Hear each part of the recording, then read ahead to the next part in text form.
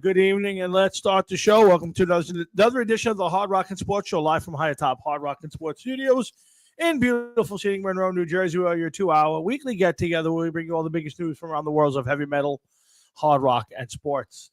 Guys, welcome to Thursday night, August the 21st. Wow, August the 21st in the year of our good Lord, 2025, and summer is almost over. Boy, oh boy.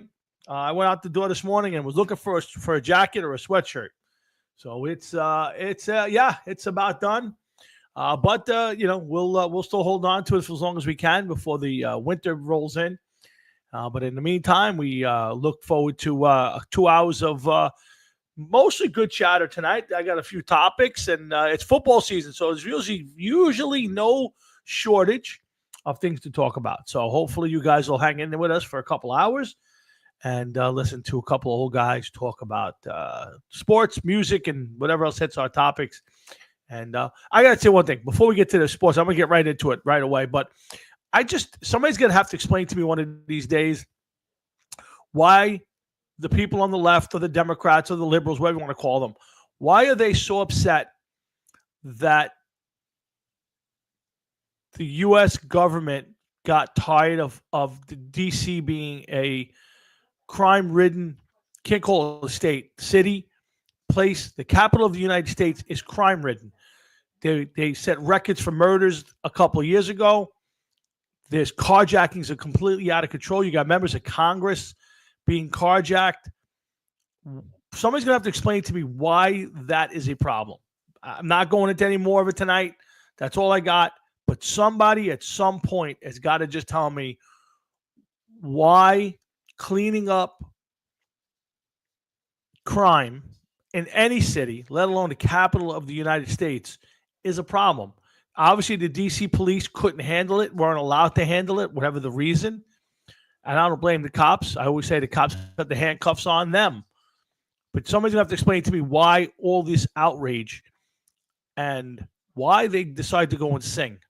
Democrats seem to sing. Now they have mariachi bands. Anyway, I don't want to get too deep into politics tonight. There's a lot to talk about, a lot to get to. Hope you guys have had a great week.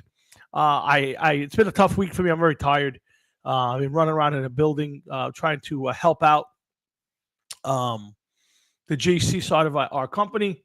I'm trying to help get a building finished and move on to the next thing. So I'm a little beat up tonight, but we'll manage. We'll get through 2 hours, hopefully, and maybe afterwards I'll catch a breath. Anyway, in the meantime, let's get Jeff on. Let's get the show started. Glad you guys all tuned in. We're getting ready a couple of weeks for Labor Day. Football season is exactly 2 weeks from today. Our fantasy league draft is 1 week away from football from tonight. So a lot of football next couple of weeks. And the NFL season's here, so it's going to be. If you're not a fan, you're going to be. You're going to have a lot of weekends where the nation's attention's on football. So anyway, tune in, step back, and get ready for a good show. Let's get Jeff on and get it kicked off. And I welcome my buddy from for over 40 years, Mr. Jeff Blackest Sabbath Tawinski. What's up, bro? What's up, man? What's going on? Not much, man. Jeff, let's kick the show off like we always do. Jeff, how was your week? Short, thank God. 4-day work week this week. Oh yeah, well, you took time off, or yeah, I had to take time off, so everything okay? 4 days this week, thank goodness. Everything okay, or yeah. No, I have extra vacation time that they're making me use. Oh, so okay. like this time around, I don't want it to go into my sick bank, so I took it. So that's all right with me. Good for you. Hey, by the way, remind me, I got 2 of these. Yeah. I don't know whatever happened to Mike Weissman, and I don't know if he disappeared. I think he popped up on the show 1 week, if I'm not mistaken. Haven't heard anything from him, but I got 2 of these. I'll give you one if you still use them. Yeah, I still use them, yeah. Okay, I got 2 Matter of them. fact, I still have the prototype. Yes.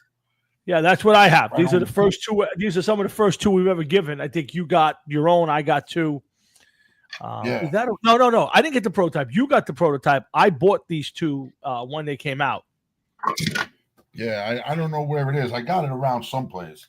Yeah, I know I didn't get rid of it. I didn't use it either. That was another strange one. Like, he just kind of fell off the face of the earth. Like, he was sending me things, and He was checking in every week, and then all of a sudden, gone. Yeah. Well, you know what? It is what it is. Almost like you lent him money, and he just decided that was it. He was gone.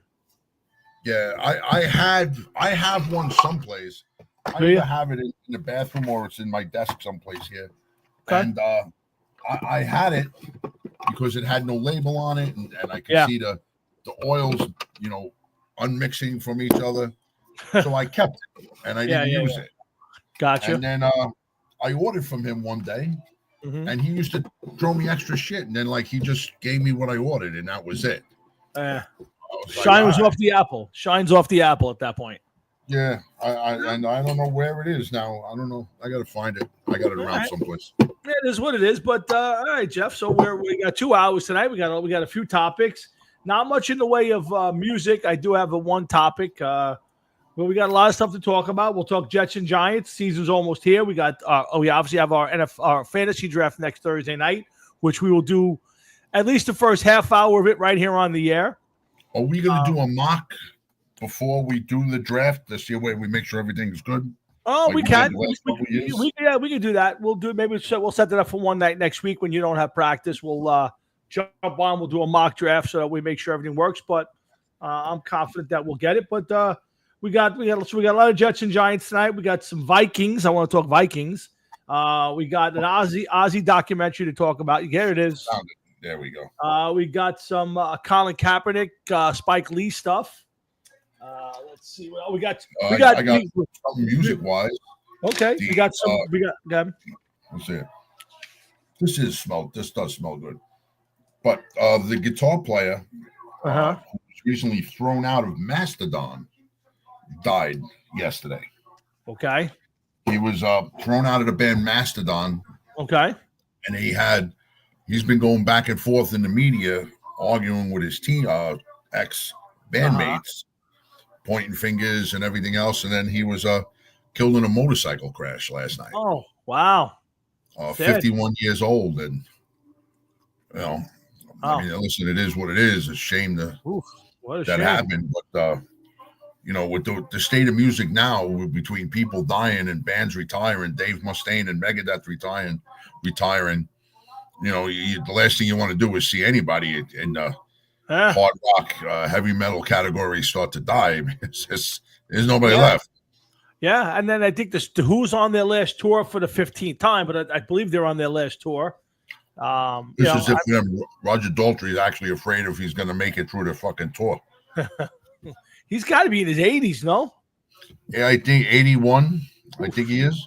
God bless the man can get out there and still do it. I'm 57, and sometimes I can't get off the couch at night. Yeah, well, listen, Tom, when these are people that did nothing other than tour and play music for how much time in their life, they should be okay. They should be able to get out there and play. You know what I mean? I guess so. I can't argue that. I can't argue that point. But, listen, I'm very sad to see who's popping up. Hey, Frankie Catalano. What's up, Frankie? Frankie Cat, you and Joe Fro got to pay up for the league, Frankie Cat. I hate to do it on the air, but I can't. I send out emails, nobody's responding. So do me a favor. You get a hold of Joe Fro, and I need you guys to just about everybody else is paid. So I'm going to square up with you this weekend. Yep, I'll run into you. We'll figure it out. Don't worry about that. I just Frankie Cat, when you get a chance, maybe you and Joe Fro can zell me whenever you get a minute for the league. We have to draft next week. Thank you, sir. Frankie, how was the show last night? Would you say it was? I saw you put up some stuff. It's a little hard to see. How would you say the Who show was last night? Well, yeah, that's right. He was there, right? Yeah. Have you ever gone to see the Who, Jeff? No. I would have loved to have seen the Who. I was gonna say I remember as a kid you being into the Who. Like you were probably one of the few people in our crowd who was a U fan. Who fan? Sorry, U fan. Yeah, Paul Gill was into them also. Yeah. Yeah.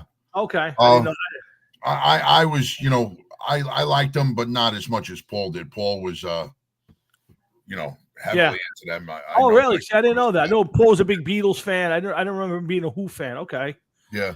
So Frankie was said, I'm assuming that Townsend and Daltrey looked and acted extremely old, as you know, they're in their 80s, right? I would assume that's why they were sad. Did it sound okay?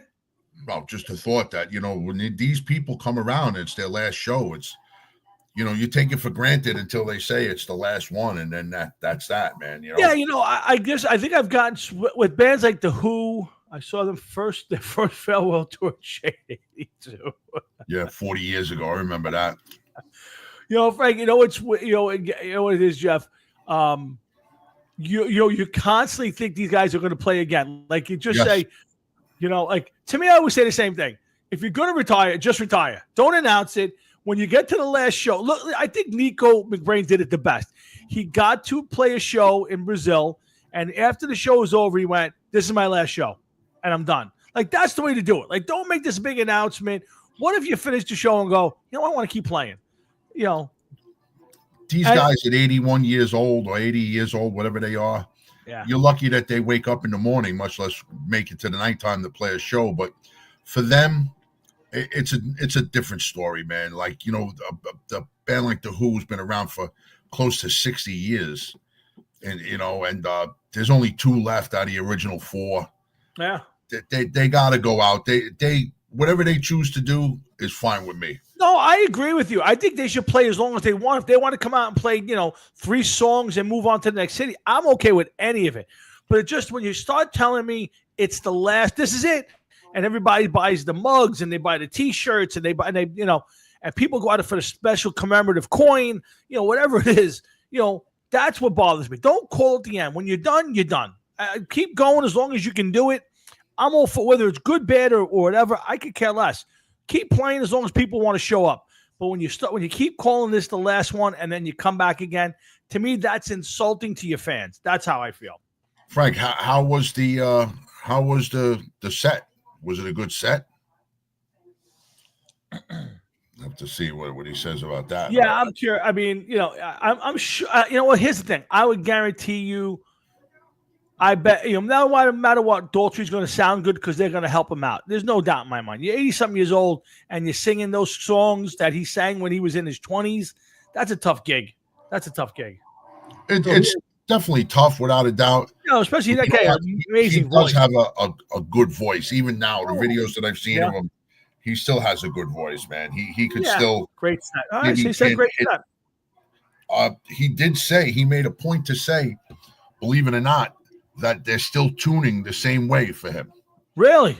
Yeah. Listen, God bless if he can pipe the. I mean, I'm not a Who fan. I've always thought Pete Townsend was way overrated. Just not a fan of that era of music. But I always thought he was one of the best voices of that era. Just a great voice. Yeah, he is good. And a talented band. I mean, where would you rank them in your top 5 musically talented bands of that era? I'm not talking about take away the metal guys. Yeah, I'd have to say yeah. You put them in the Zeppelins. You put them with the in that era, that style of music. Would you put them in top 5? Yeah, definitely. If you figure if you're doing that era of music and you turn around and you say the Beatles, the Who, the Rolling Stones. But the Stones, I wouldn't say were the most. I'm talking just musically talented. I'm not talking their fame. The Stones aren't a slouch of a band, man. But okay. Let's say no. They're good guys. No, I'm not telling you that. I'm not saying that they're obviously been around for 100 years. They're obviously good musicians, but like there are guys who are just like I consider the Queen one of the most talented bands I can listen to, right? That whether I like their music or not is irrelevant. I think they're talented. I think I've always thought Zeppelin's a bit overrated talent-wise. And Who the same thing. There are some very talented bands out there. I should say Who, Entwistle, Moon, and Daltrey are at the top of their fields. That could be easily. I just never thought Townsend was a great guitar player. Obviously, people do. I just never did. I'm just saying is I don't want to put it in the what is successful or they famous. Or I'm just saying talent music wise, you would put the Who up there with. Yeah, without a doubt, man. Okay, all right. I was just curious. That's all. They're Pete Townsend, great songwriter. excellent songwriter. He was you know, they came from a different era. You didn't have to play a million miles an hour and play solos. Like, it was just different kind of music. It was rock and roll. It was completely different than the stuff that we're listening to and everything. And to me, there's a certain amount of bands that are in that era, and you know, like maybe like Cream, the Yardbirds, the Stones, the Who. I don't even know if I would put Led Zeppelin in that category. No, how come? Yeah, they came, you know, the Who and all of those guys. Some bands were already out for a number of years before Led Zeppelin came out and did anything. They were out 5-6 years beforehand, and Zeppelin, anything Zeppelin did is way heavier than anything the Who did. What heavy songs does the Who have? You know, Won't Get Fooled Again, and even that's not that heavy. It's you know, there's no grit to that stuff. Yeah. You know, listen, it comes down to whether you like them or not. I just think oh, really? That's the first time they did Going Mobile ever in their history? Really? Wow. You got to be fucking kidding me on that one, man. That's interesting to me, and I give the band credit for that because to me that's hey, I'm tired of playing Bob O'Reilly for 400 times. I'm sure they play Bob O'Reilly. Don't get me wrong. I'm saying is they probably go, we got to play something different. That's great. If you're in the 80s and you break out a song live you never did before, that's pretty cool. Well, first of all, they've been playing for almost 80 years. How could they not have played that song at least once? You know what I mean? That's hard to believe right there. When was the last time they put out an album? Is it over 20 years ago? No.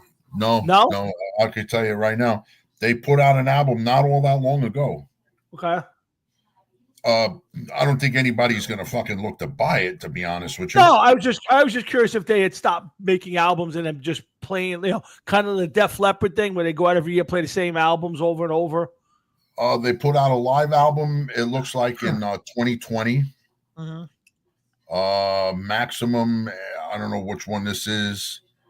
This looks like another one was in 2017. Before that, 2006. Before that, it was a while. That was 1982. Come on, wait, 82 to 96. Yeah, listen. Here's their discography or whatever. My Generation. The Who sings My Generation. A quick one. The Who Sell Out. Tommy. Who's Next? Quadrophenia. Who by Numbers. Who Are You? Face Dances. It's Hard. Endless Wire, Maximum, A's and B's, and the Who Deluxe. That's basically all of their albums. And I mean, I know they have a live album, but I don't know a live. Okay, Live at Leeds. Live, they have a bunch of albums. Live at Leeds, Live at Shea Stadium, 1982, which I'm gonna download that fucker right now. A whole bunch of other live ones that they have. Greatest Hits Live, Quadrophenia Live. Live at Hyde Park, Tommy. You know, did they you know, they don't have to put, do you really want to hear new music from the Who? No, I don't want to hear old music from the Who. Okay, so now that's probably half the people that don't want to hear music from the Who. Yeah, music from the Who. That's like the Stones. So they really need to put out an album. Yeah, no, I was just curious when they put their last album out. I mean, you know, tell me that. No, I hear you. Who would have thought that but man, over 20 years, almost 30 years between albums, man. That's you know, you know, because you think about it, they're still in their 50s at that point. You know, maybe even in their 40s, and they stopped putting out music, and that was still when people were buying music, whether it was CDs or whatever. People were still buying. So to me, you know, if they went from 82 to 96 and then 96 till whatever, that's very telling. But also, did they stop as a band for a long time? I don't think so. I don't know. Have they been touring semi-regularly then? Pretty much. Yeah, just you know, 1982. That was pretty. Their last album, Roger Daltrey was 38 years old when he put out his last album. Wow. I mean, dude, you know, 42, 43 years ago, you know. But listen, again, all I say is this. Keep going out there. I don't care if you got to be Ozzy and they're wheeling you out there and you're sitting on a throne. That's fine. to keep doing it as long as people will pay. Just when you start announcing this is it, and you come back 5 times like Kiss, like The Who, like other people, that kind of creeps me out. I just say you're taking advantage of your fans, and to me that's where I draw the line and say that's not right. Stay on as long as you can. Don't announce anything. Take a couple of years off and then decide whether you're doing it or not. But you got to think this way too. With Kiss retiring, Slayer, whatever it is that they're doing, and a lot of these other bands that stop playing and then come back and then stop and come back. Yep. Now a band like The Who, because of their age and stuff like that, they're just never going to come back. It's never going to happen. Right. There's no rock bands, man. There is no fucking rock bands. It is so sad and unbelievable that there is no rock and roll bands, man. Yeah. It's just wow. It's brutal. Yeah. Well, listen. Right now, I'm gonna look real quick while we're talking. Yeah, I want to get my pops on that. Yeah, go ahead. I'm gonna get something up. So when we're done, I got something for us. All right, let's get my pops on, and then we'll come back to this thing. Hold on 1 second. What's up, Pop? What's going on? What's up, guys? How you doing? Good, Dad. What's happening with you? Not much. I hear you guys talk. You're like way out of my league with The Who and. That's all right. We couldn't ask you these questions 40 years ago. We were afraid you're going to stomp your foot at us and chase us out of the house. So we couldn't ask you years ago. No, I don't think so. I just. So what's up, Pop? What's up? What's on your mind this week? Anything? Excuse me? I said, what's on your mind this week? Anything? Got anything good up? Good. I was just getting ready. The Giants go on later. Yep. I can't watch exhibition, whether it's football, basketball, baseball. I can't do it because nobody's looking to hurt anybody. You don't know how. Well, tonight's an interesting one because it'll be all the rookies playing, and they're out there knocking each other's heads off because they got to try to win a job or at least put some film together that can show the team. So, you won't see, Russell Wilson or Malik Neighbors tonight or Tyrone Tracy or any of the defensive guys for the Giants. But if you like football, what you will see is a bunch of young kids running around there trying to kill each other because they're trying to win a job either with the Giants or with another team. So most of the preseason's kind of, fuzzy.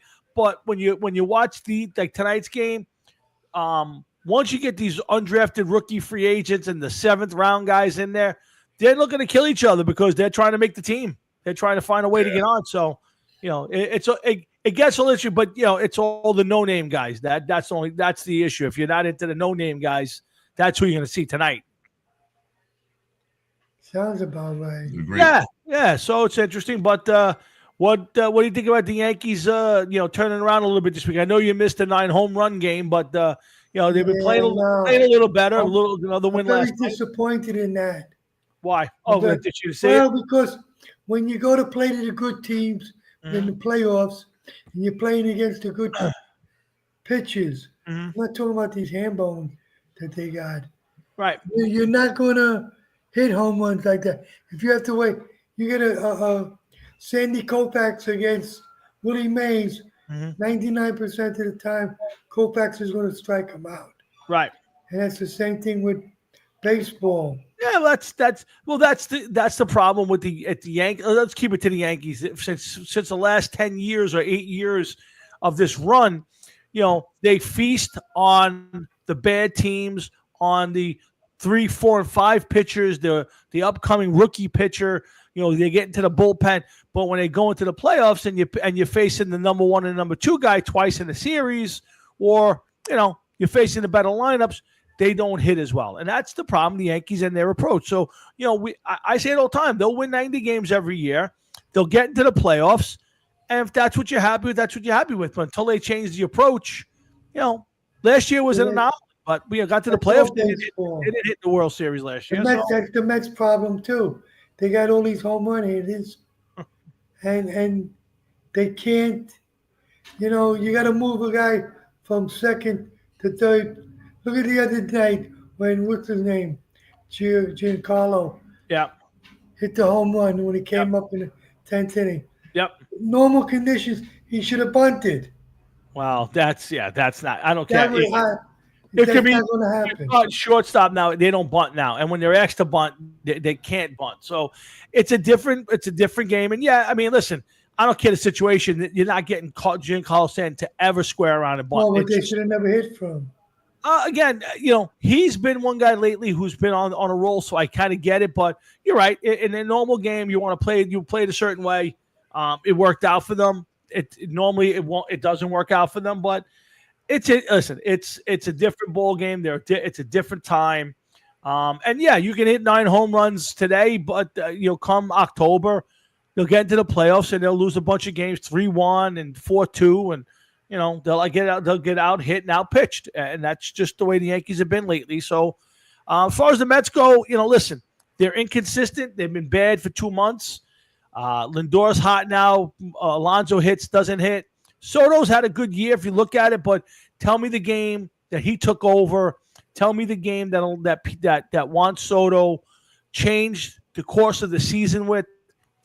He's consistent. He'll hit 30-something homers, maybe even get to 40, and he'll drive in almost 100 runs and probably bat 270, 280. And people say it's a good season, but what I'm watching out there is a guy who's a one-dimensional ball player who doesn't seem to be overly overdoing it and does not have big moments as a Met. So if that's what makes a great season, then you can chalk it up that way for me. I guess. So yeah, I mean, the Mets are could easily catch fire, could easily get in the playoffs and take off. They have a good enough team to do that. I don't think they will. I think their pitching is terrible, bullpen suspect, and they got a couple guys hitting and a lot of guys not hitting. And a lot of guys aren't living up to the contract. And now Nimmo's hurt. Alvarez is hurt again. Torrens has got an injury. This team as constructed is not great. And they need to do a lot of overhauling in the offseason. And I wonder if they'll let Alonso walk to spend the money other places. We'll see. Going to be interesting. Yeah. All right, guys, I'm going to let you go. You got to talk football. That's a little more important now. Jeff, take care, buddy. Nice seeing you again. Okay. You got it, Let Pops. me talk to you over the weekend, buddy. You got it. That's my Pops. He checks in every Thursday night with us. Has been for 10 years now, over 11. So Frankie, I almost think it's time to tear it down a little bit. It's sad to say that, but I think that people just aren't living up to the expectations, and I know Alonso's not been terrible lately. He went in a rut for a while. But do you really want to give him a 3 to 5 year contract for decent money? It's only going to get worse. He's not going to get better. He's not going to turn around next year and hit 60 homers and hit 280. It's going to keep dipping. To me, it's cut ties now. Get somebody over there. I hear talk of them. They may chase after Bellinger. Good for them. That I watch him every day. He's a great player. So it'll be different. But Jeff, you want to go back to you were looking up PNC? Oh yeah, I just wanted to say, like, with these bands, whatever band, regardless, retires, stops playing, or whatever the case is. Yep. This year shows at PNC, right? We got the following shows coming up: Coheed and Cambria. I don't, not a band. Never got into them. Yeah. James Taylor, Pantera, Herman's Hermits, okay, Falling in Reverse. I don't even know who the fuck that is. I don't know. Alice Cooper, An Afternoon of Music and Memories. I don't even know who that is. Cousin Brucey presents the Rascals, Gary Lewis and the Playboys. And then the last show for the year looks like the B-52s. There's not, other than Pantera, which I wouldn't want to go see, there's none of those bands that I would even want anything to do with. And where's the next guys? Where's the next set of people up and coming? Well, Jeff, you have to look at it this way, and I'll take it back to my dad was just on. My dad at some point in his life looked up, and there were no more Temptations, there were no more Coasters, there were no more Elvis. All those bands had started to drop off, and like now there's none of them out there. There will come a point where the bands, Sabbath's obviously gone now. Who's going off the edge? You know, Stones will stop it someday. But, you know, our bands like Maiden and Priest and Queensryche and the bands that we would say were our bands growing up, they'll all start to diminish. Now, whether you go see them between now and the time that they all diminish or whoever's left over, that's a different story. But there'll be a time where you and I are talking and we go, boy, I can't believe all those bands are done. And we'll look behind us. And my dad's going to look behind. He wouldn't look behind and say, oh, don't worry, Iron Maiden's there. That's not his music. So there may be some sort of rock band out there, but not in our wheelhouse. But the thing is that they all suck. And none of them are going to ever become what was left behind, which is a hole, a void. Nobody's coming up. You know, we've talked about this before. When bands like Priest and Maiden and Metallica and Sabbath, and they all stop playing, a whole genre of music is just going to fall to the wayside. Yeah. You know, now they call pop music, it used to be called pop music. Now it's rock music or contemporary or adult contemporary or whatever. And just to prove the point, I looked up Madison Square Garden. Mm-hmm. Okay. Just some of the bigger names that I recognize. Okay. Mm-hmm. Lady Gaga's got a bunch of shows at the Garden between now, and I'm talking right off the bat, I see 4. Mm-hmm. Okay. Dierks Bentley, I don't know who that is. The Who, Tate McRae, that's some chick. She's got a whole bunch of shows between now and December. Here's 2 more for Lady Gaga. I don't know who Kali Uchis is. I don't even know if I'm saying that right. No idea. Wolfpack, Dua Lipa. She has at least 1, 2, 3, 4 shows. Dua Lipa. Who the fuck is she to get 4 shows at the Garden? Eric Clapton, Hardy. I don't even know who that is. Nate Bosgate, Lord. You know, this isn't exactly a murderer's row of anybody. I think Nate Bosgate, I think, is a comedian, if I'm not mistaken. I think he's a comedian. Sabrina Carpenter, 1, 2, 3, 4, 5 shows at the Garden. You know, I know she has one song, Maroon 5, one show from Maroon 5. Yeah. You know, there's not even bands up and coming. I agree. Listen, I think I fought you forever, and I will say, I think rock is dead. Now, listen, could there be a different genre of rock that's big out there? Look, when I go to Blabbermouth, there's tons of bands, younger bands that show up there. I couldn't even begin to tell you the names of them. I don't know if these are popular bands that people are going to see. Maybe, you know, kind of like my dad. Let's use my dad again. Dad was into Elvis and all that, and then Iron Maiden's out there. Elvis disappears, or those bands all disappear. He looks behind and says, "Who's out there? Iron Maiden? I'm going to go see. I didn't see. That's not a crappy band." You know what I'm saying? So for us, there may be rock bands out there, but we may be the old man on the lawn going, "Get off my lawn! These bands suck." And I'm not disagreeing with you.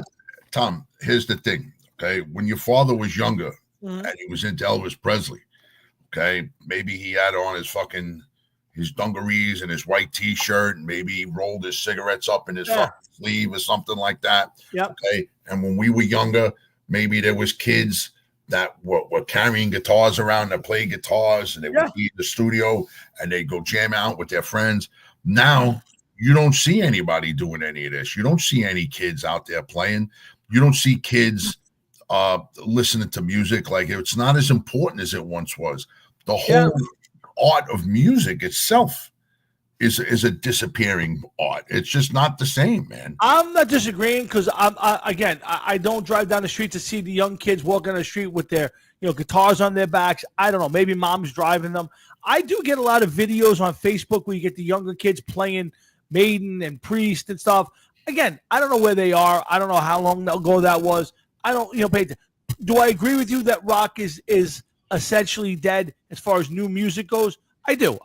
For me, I can't think of any band I'm going to go and buy their albums or follow them or, you know, or go to their concerts. I go to concert now. Maybe I'm going to see a Maiden concert now. You know, I don't know if there's something special. I'll figure it out. But I genuinely agree with you. In our world, rock is dead. But I do think that there probably are some rock bands out there that are playing that we're not aware of, because we don't follow their genre, that the kids are probably into, and listening to today. And I think it's more trending toward the for our generation and even a little younger, it's trending toward the hard rock country music. Those kind of guys are very popular right now. Listen, I mean, if that's what you listen to, that's what you listen to. Yeah. But I mean, as somebody that still listens to hard rock and stuff like that, and I'm on iTunes all the time. Right. And I'm constantly looking for somebody. There is nobody up and coming that's taking the place of any of these other bands that make me turn around and say, you know what, these guys are it. These guys sound good. No, I agree with you on that, but that doesn't mean that they're not out there. There's bands out there. I'm not saying they're any good. I go to Blabbermouth every other day. I scroll through looking for articles and things to talk about, and there are all these different bands, and a lot of them are very young or 30s and stuff. And I've caught a couple clips, and I go, I wouldn't pay to see this. So I think there are bands up and coming. I think you're right in the sense that none of them are any good, and we're never going to pay attention to them. But I think there's a lot of people who do listen to rock music, whatever they call it nowadays, and like some of these bands. It's just, like I said, for us, it kind of died because none of them, in our opinion, are any good. I don't find any of the rock music being played that I listen to. I could tell you the stuff that I've downloaded recently, right? Yeah. A Who album, a bunch of Mastodon today because the guy died, so I want to check them out. So I got all of their stuff. Y&T and out songs that I already had that they erased from my library because there was a problem with the record company. Same thing with Yngwie Malmsteen. Some ZZ Top, some Government Mule, UFO, some Joe Bonamassa, some Purple, Deep Purple, the new Spinal Tap album, the one song, Sepultura, a bunch of Sabbath covers because I made a Sabbath cover list, and there's nobody. Some Aerosmith, Live Ozzy. There's nothing new that I've taken. Humble Pie, Danzig. Yeah, again, I'm with you that neither one of us are buying. But like I'm looking right, there's a woman singer. It's a band called Arch Enemy. She's got to be in her maybe early 30s. There's another band I was just looking at. Yeah, I know the band Arch Enemy you're talking about. Then she's a good looking woman. Then all of a sudden she opens her mouth. Right. Again, I'm not saying There's another band. These guys are young. The Devil Wears Prada. I'm not saying they're any good. I think it's probably all sucky music. Whatever I've given myself the chance to listen to, I didn't like. But there is music out there. I agree with you that it's bad, but I guarantee you there's a whole generation of kids who thinks it's great. The same as when we were listening to. Yeah, I disagree with you. I don't know that this is not stuff that's going to be up and coming. It's not. Again, it's not coming in our world, but I'm guarantee you our world is still there, and the bands that are coming out now are never going to replace. I'm not again in our world. You're absolutely right, but that's not to say that My Dying Bride, which I'm looking at right now, 10 years from now, some kid who's in his 20s is going, "Oh, there's nobody here to replace My Dying Bride. I can't believe it. These guys are great." All I'm saying is, for us, yes, I agree with you. There's a cutoff point, and we're not listening to anymore. And what we see, I haven't downloaded anything new other than the country music, and even that stuff that I'm downloading is probably 10 years or better older. So I'm just saying that's a completely different genre of music that you're starting to get into. Right. So you're getting into music that you I don't know, like what could you say? You're going slow, approaching a new genre. You don't know what you like yet and what's new. Yeah, you got to get used to it. Right. But I mean, some of these other bands, I agree. You can make whatever excuses you want, man, and say whatever you like. That's fine. But a lot of these bands gonna suck. I'm not telling you that they don't suck, and I'm not telling you. I'm just saying is they suck to us. But there's a new generation of kids listening to these bands. Black Veil Brides. These guys can't be in their 30 years old.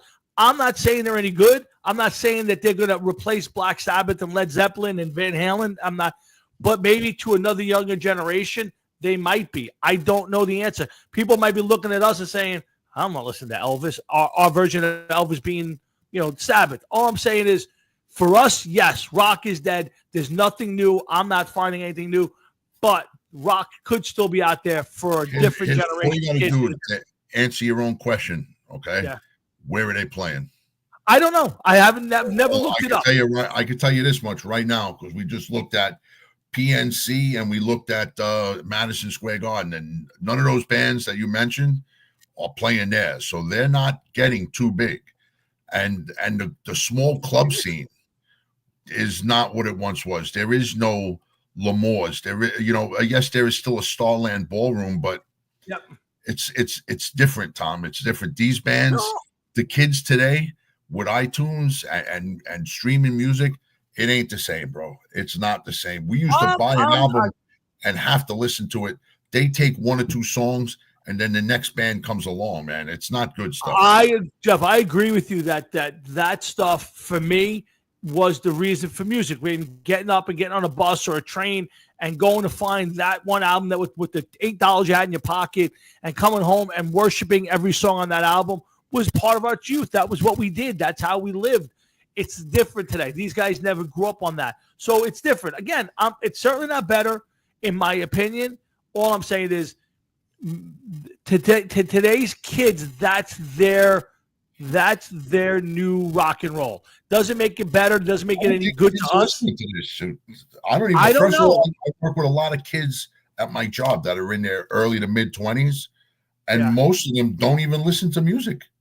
Music is not very possible. Huh? I'm not disagreeing. I'm not. I'm just saying is I go through all of these different Kerrangs and all stuff, and these bands show up and they're playing festivals and they're playing shows. Who they're playing with and where they're playing, I don't know. It's probably more South America. They're all in fucking Europe and South America. It's very you're probably 100% right. All I'm saying is our version of rock and roll is dead. There is a version out there that somebody's paying attention to because they report on this shit all the time, and somebody's listening to it. Now, whether it's any good, no. Is it going to be ever? Will it ever reach the heights that it did in our generation? No, it won't. It's been taken over by the Taylor Swifts of the world, by the Dua Lipas of the world, Sabrina Carpenters of the world. Those are where the money is. Of course, but I don't even think people are really fucking gravitating towards that. I mean, they're the biggest thing in music now, but Taylor Swift's another story. Yeah, I'm that one. The other names that you mentioned. Yeah, I don't know. To be honest with you, I don't.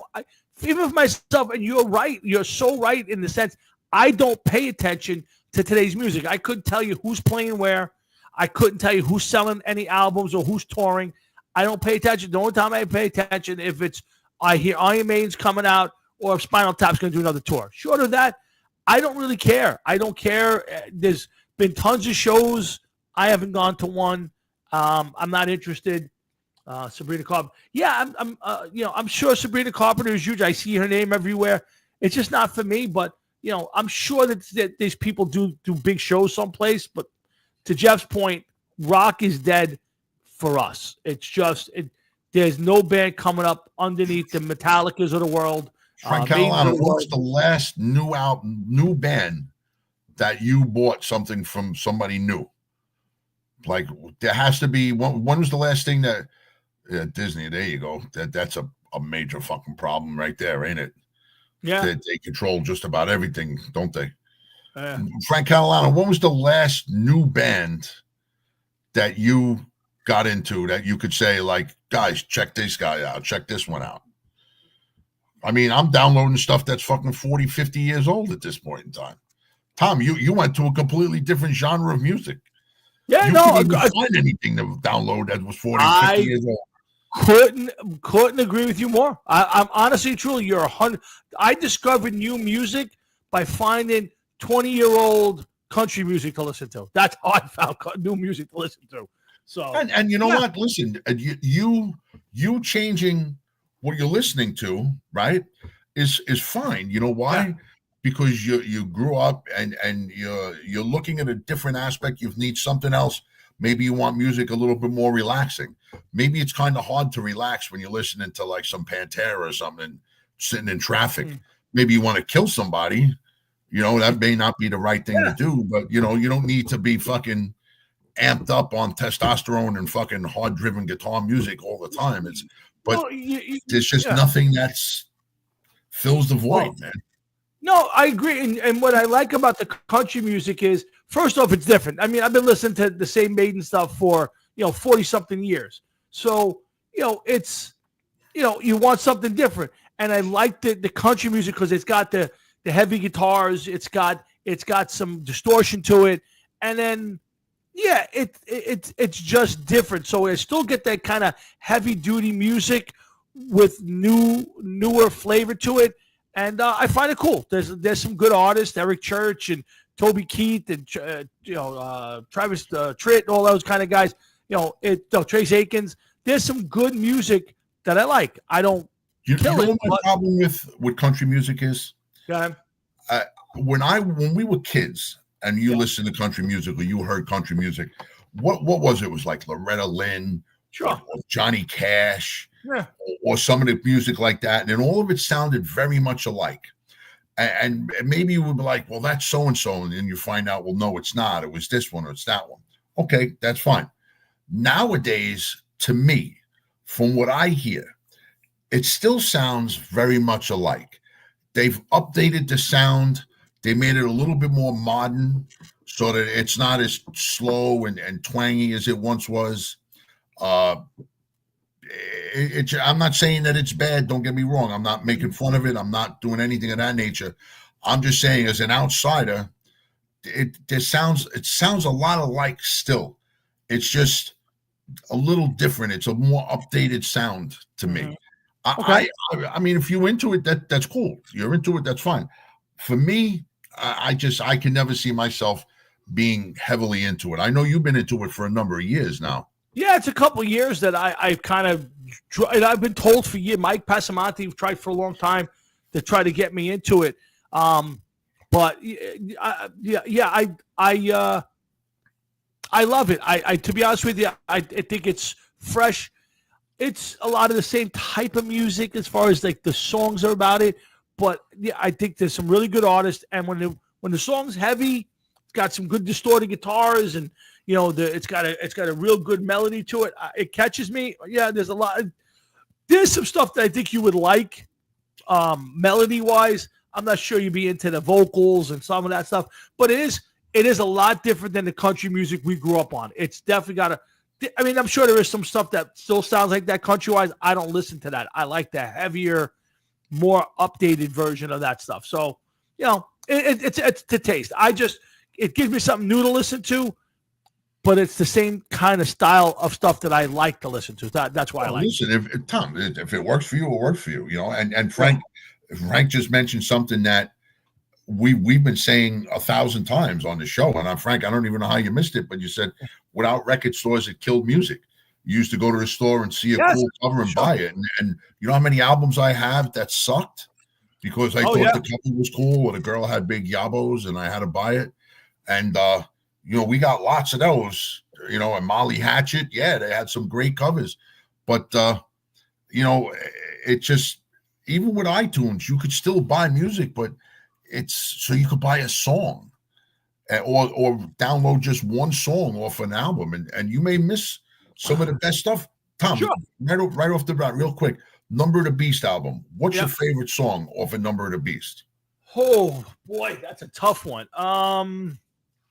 Just real quick, probably, boy, I don't know. I have to think about that. I mean, the cover song obviously is the best one. I don't know. What's your favorite one? I don't know. No, me, I'm going to say Invaders. But you want to know something? The reason I say that is because if that was today, and you were buying that album, and you said, "Well, I heard Number of the Beast. Look at the album cover. That's great. I got to buy it for that song." So I'm buying that song. Run to the Hills. Well, I know they got a video for Run to the Hills. I've seen it on YouTube. So I'm going to buy that song. There was no other advertising any of the other songs. No, you're right. So I'm not going to even buy them. I'm not going to bother with the rest of them. But when we bought the album, right, you could turn around and say, "I know you like The Prisoner. I know that love The Prisoner. Yes, love The Prisoner. That song. Yep. I know you like Number of the Beast. Everybody does. I know you like Run to the Hills. but there's other songs on that album that Sure, 22. Yeah, there's a lot of good ones. Acacia Avenue, yeah. Yeah, great Well, too. without having to buy that album, maybe you missed out on some of those songs. I agree with you. The problem with today's thing is you get one song off of an EP. Let's call it. Let's call it for nothing. So you download one song, you download the wrong song, and you just missed an album because one of you picked the one song that's bad that you didn't listen to. Whereas when we were kids, even if you put the needle on the record on the first song, you went, not so good. You went to the next song, and you went to the next because it's physically in front of you and you own it. On it. I'll give you a good example, and I don't know if you're going to agree with this one. I think you might, but you might not. But I'm going to go out on a limb with this one. Iron Maiden Killers, the song "Prodigal Son." Yes, okay? Not a bad song, right. But by far, probably my least favorite on the album. I would agree with that. And if I heard that song first, I would be like, what the fuck is this? Correct. This is gay. I don't want to listen to it. No, I think it's a fair way to put it, because if you buy the 45 or the single, let's take it back to our day, and you played the wrong side or you bought the wrong single, you would go not too good. But when you bought the album, you might get one or two bad ones, but the rest of it is gold. Problem is, if I was buying, you're right. If I bought,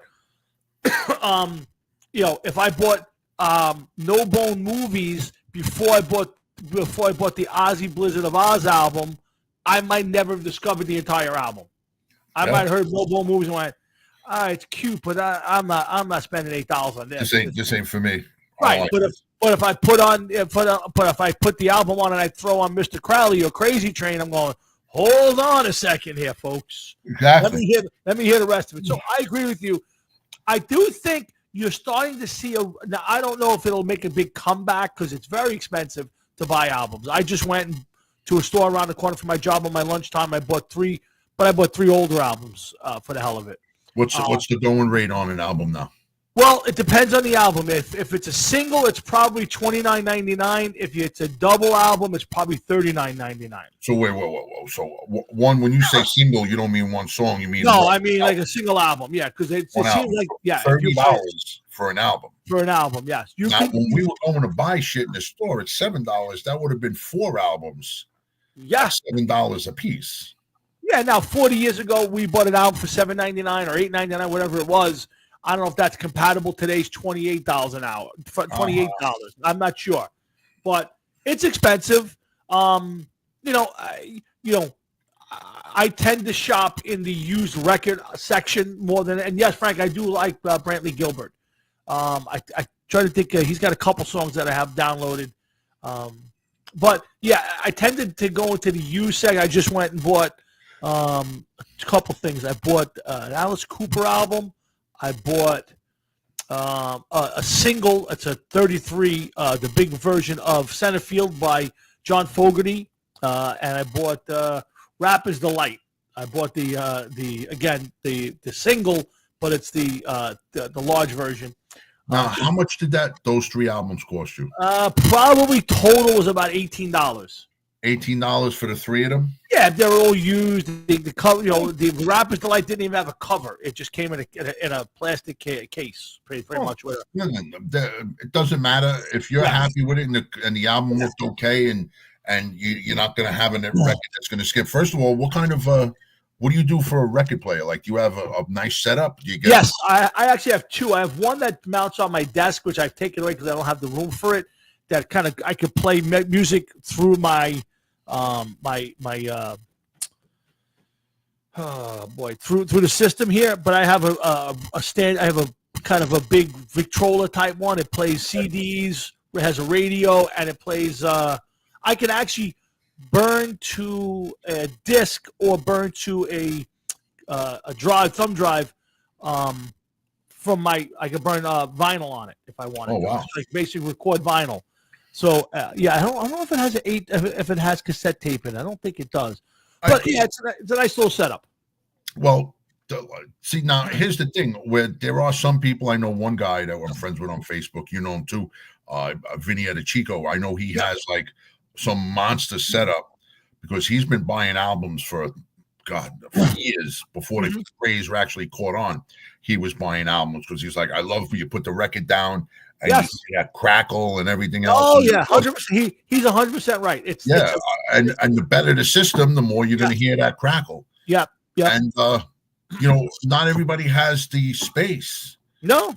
Because things have went shied away and they went to Bluetooth speakers, and not everybody has the space to go out and buy a really good system. No, you're right. And so do you feel as though that maybe on some level, even though you're into the records, that you're kind of shortchanging yourself sound wise because you Probably. a Probably. great system? Yeah, probably. It's really good. I would love a little bit more speakers, and I'm kind of torn whether I can expand it.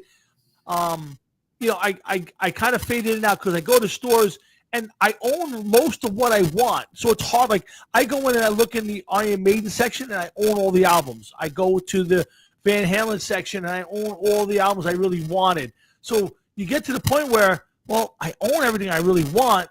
So now it's kind of like, let me just find some stuff. I've started collecting like movie soundtracks. I have Spinal Tap. I have 2 or 3 Spinal Tap. Was it Break the Wind? I have all that kind of stuff. So Break the Wind. Yeah. So anyway, I'll get the new album. When the new album, they are releasing a album on September 12th when the movie comes out for Spinal Tap. So I will get that as well. But yeah, so now I'm kind of picking and choosing things I want to find, and now it's gonna be like kind of movie soundtrack stuff. Some movies that I wanted that I like the Saturday Night Fever. I used to have the album. I'd like to have that back in my collection. It's more nostalgic than the actual music. So, and then something like I said, my kids are collecting albums now. Yeah. So it's pretty cool. It's something that at some point in my life, just like I just handed my son all my cards that I collected, baseball, hockey, football. I gave him, hundreds of cards that, he's now collecting with his son. And someday they'll get the record and CD collection, and they can do what they want with it. They could spend it and sell it and spend it and go on a vacation someday with it. That's all. Yeah, I can't take it with me. But I have to tell you one thing. As you get older, and I don't know if it's you yet, I know for myself, as I've gotten older, I get very nostalgic for things of the 80s. I love listening to the 80s station on Sirius. I love watching 80s movies. And I like my albums because I can go back and it reminds me of days, going into the city with the boys to buy an album. I can remember where I bought half of these things and who I was with. I remember coming home with Number of the Beast and listening to it with you. I remember coming home and you buying the Shout Out the Devil and putting it on my record player in my room and going, hey, this is not bad, and taking it home. That's that's what it reminds me of. So for me, the albums and that kind of stuff, it's just nostalgic. It's just a way to. Yeah, of course, man. And it's cool when you get something and you realize you're like, I bought this. I was like 15 years old. You know what I mean? Right. It's just unbelievable. I gave him the Danny Dimes rookie card. That's right. So, and he's still. By the way, guess who the starting quarterback of the Indianapolis Colts is, my friend? Now, Danny just wait one Danny second. effing Dimes. Wait 1 second. He didn't beat out Tom Brady. He didn't beat out Joe Burrow or Josh Allen. He beat out fucking Anthony Richardson, who couldn't beat himself out. It's the starting quarterback for the Indianapolis Colts. However he got there, this is it. So this is his last chance. I heard. I don't know if you read it. I know maybe Frank read it. Peyton Manning is now signing a petition demanding that his bust in Canton gets changed because he doesn't want to be in a fucking Colts uniform as long as Danny Dimes is starting for the Colts. Oh boy, here we go. He said something about even maybe killing himself over this. Yeah. Everybody's a wise ass. We'll see. We will see what happens to Danny Dimes. Danny Dimes is going to be fine. He's the quarterback for the season. It's all good over there. That's all I can tell you. Now that's something that bothers me. That's something that bothers me. What you just said, Danny Dimes is the quarterback for the season. Yep. You're 100% right. And there's too many guys that are the quarterback for the season. And too many teams have no problem getting a guy like Danny Dimes Okay, after week 3 or 4, they're just like, this guy's just not doing it. Let's give Anthony Richardson a try. He's not doing it. Let's go out and get somebody else. Maybe they're gonna fucking whoever. Who was that guy that was on the Jets and about 17 other teams? They made him a player coach. Yeah. There's too many guys in the league like that. For my liking, I don't like it, man. Well, I agree with you. You're not giving anybody a chance. They signed him to a 1-year, $14 million deal. Now, I'll guarantee you that if you get to week 10 or 12 of the season and Danny Dimes is having a great season, which, if they're competitive and he's playing well, that he may get an offer in the middle of the season. Now, he may be, 0-6, and they may saying, okay, let's get Richardson ready to play. So it could certainly go either way. All I'm saying is, he's got a 1-year deal. The coach basically came out and said, I don't care how he plays. If he's healthy, he's going to play all year. Good for him. And he's got a 1-year deal. So it's hard to say Danny Dimes is our quarterback for the next 3 years when he's only got a 1-year deal. No. Listen, I hear you. I think maybe you're kind of missing my point, what I said. Like right off the bat, and they said it about Shedeur Sanders too, and the quarterback situation in Cleveland. Maybe by week 6, if this guy's not. Well, what do you mean, maybe by week 6? If he's signed by week 6, if your quarterback situation is still in flux, putting the next guy in is not getting you to the fucking playoffs. That's not happening. Yeah, very true. Okay? And I understand that you need to see what happens, but you can't give a guy 4, 5, 6 weeks and say, well, you know what, we're not 4-2, we're 2-4, so we're making a change, and that's it. Like, it's like throwing the whole season away. You got to give these guys a chance. You have to. That's all there is to it. And a lot of these guys, a lot of these teams don't seem to do that. No, I agree with you. I certainly agree. I think everybody has their butts. Think of some of the teams when we were kids, right? When we were growing up, and you were watching some of the football teams. They absolutely sucked, and they sucked for years. Look at the New Orleans Saints. They had Archie Manning. Those teams were awful, but yet everybody was like, "Well, Archie Manning, he was a great quarterback in his time." Mm-hmm. No, he wasn't. He sucked, and so did his team. They sucked too. The guy's record just sucked. Jets, they've had a terrible quarterback situation for years. The Giants quarterback situation hasn't been good since Eli Manning left. And these guys, like, they don't even try. You don't even leave a guy in long enough to see, well, maybe this year he's got to learn. Maybe next year he'll get better. They don't even try to build around him. Well, let's put it into perspective. And I couldn't agree with you more. Baker Mayfield, here's a guy who's in his 6th, 7th year, and now people consider him in the top 10 quarterbacks. He's made the playoffs 2 or 3 years in a row. He's led the league in touchdowns for the last 2 or 3 years. If he's got the most touchdowns the last 2 or 3 years in the league.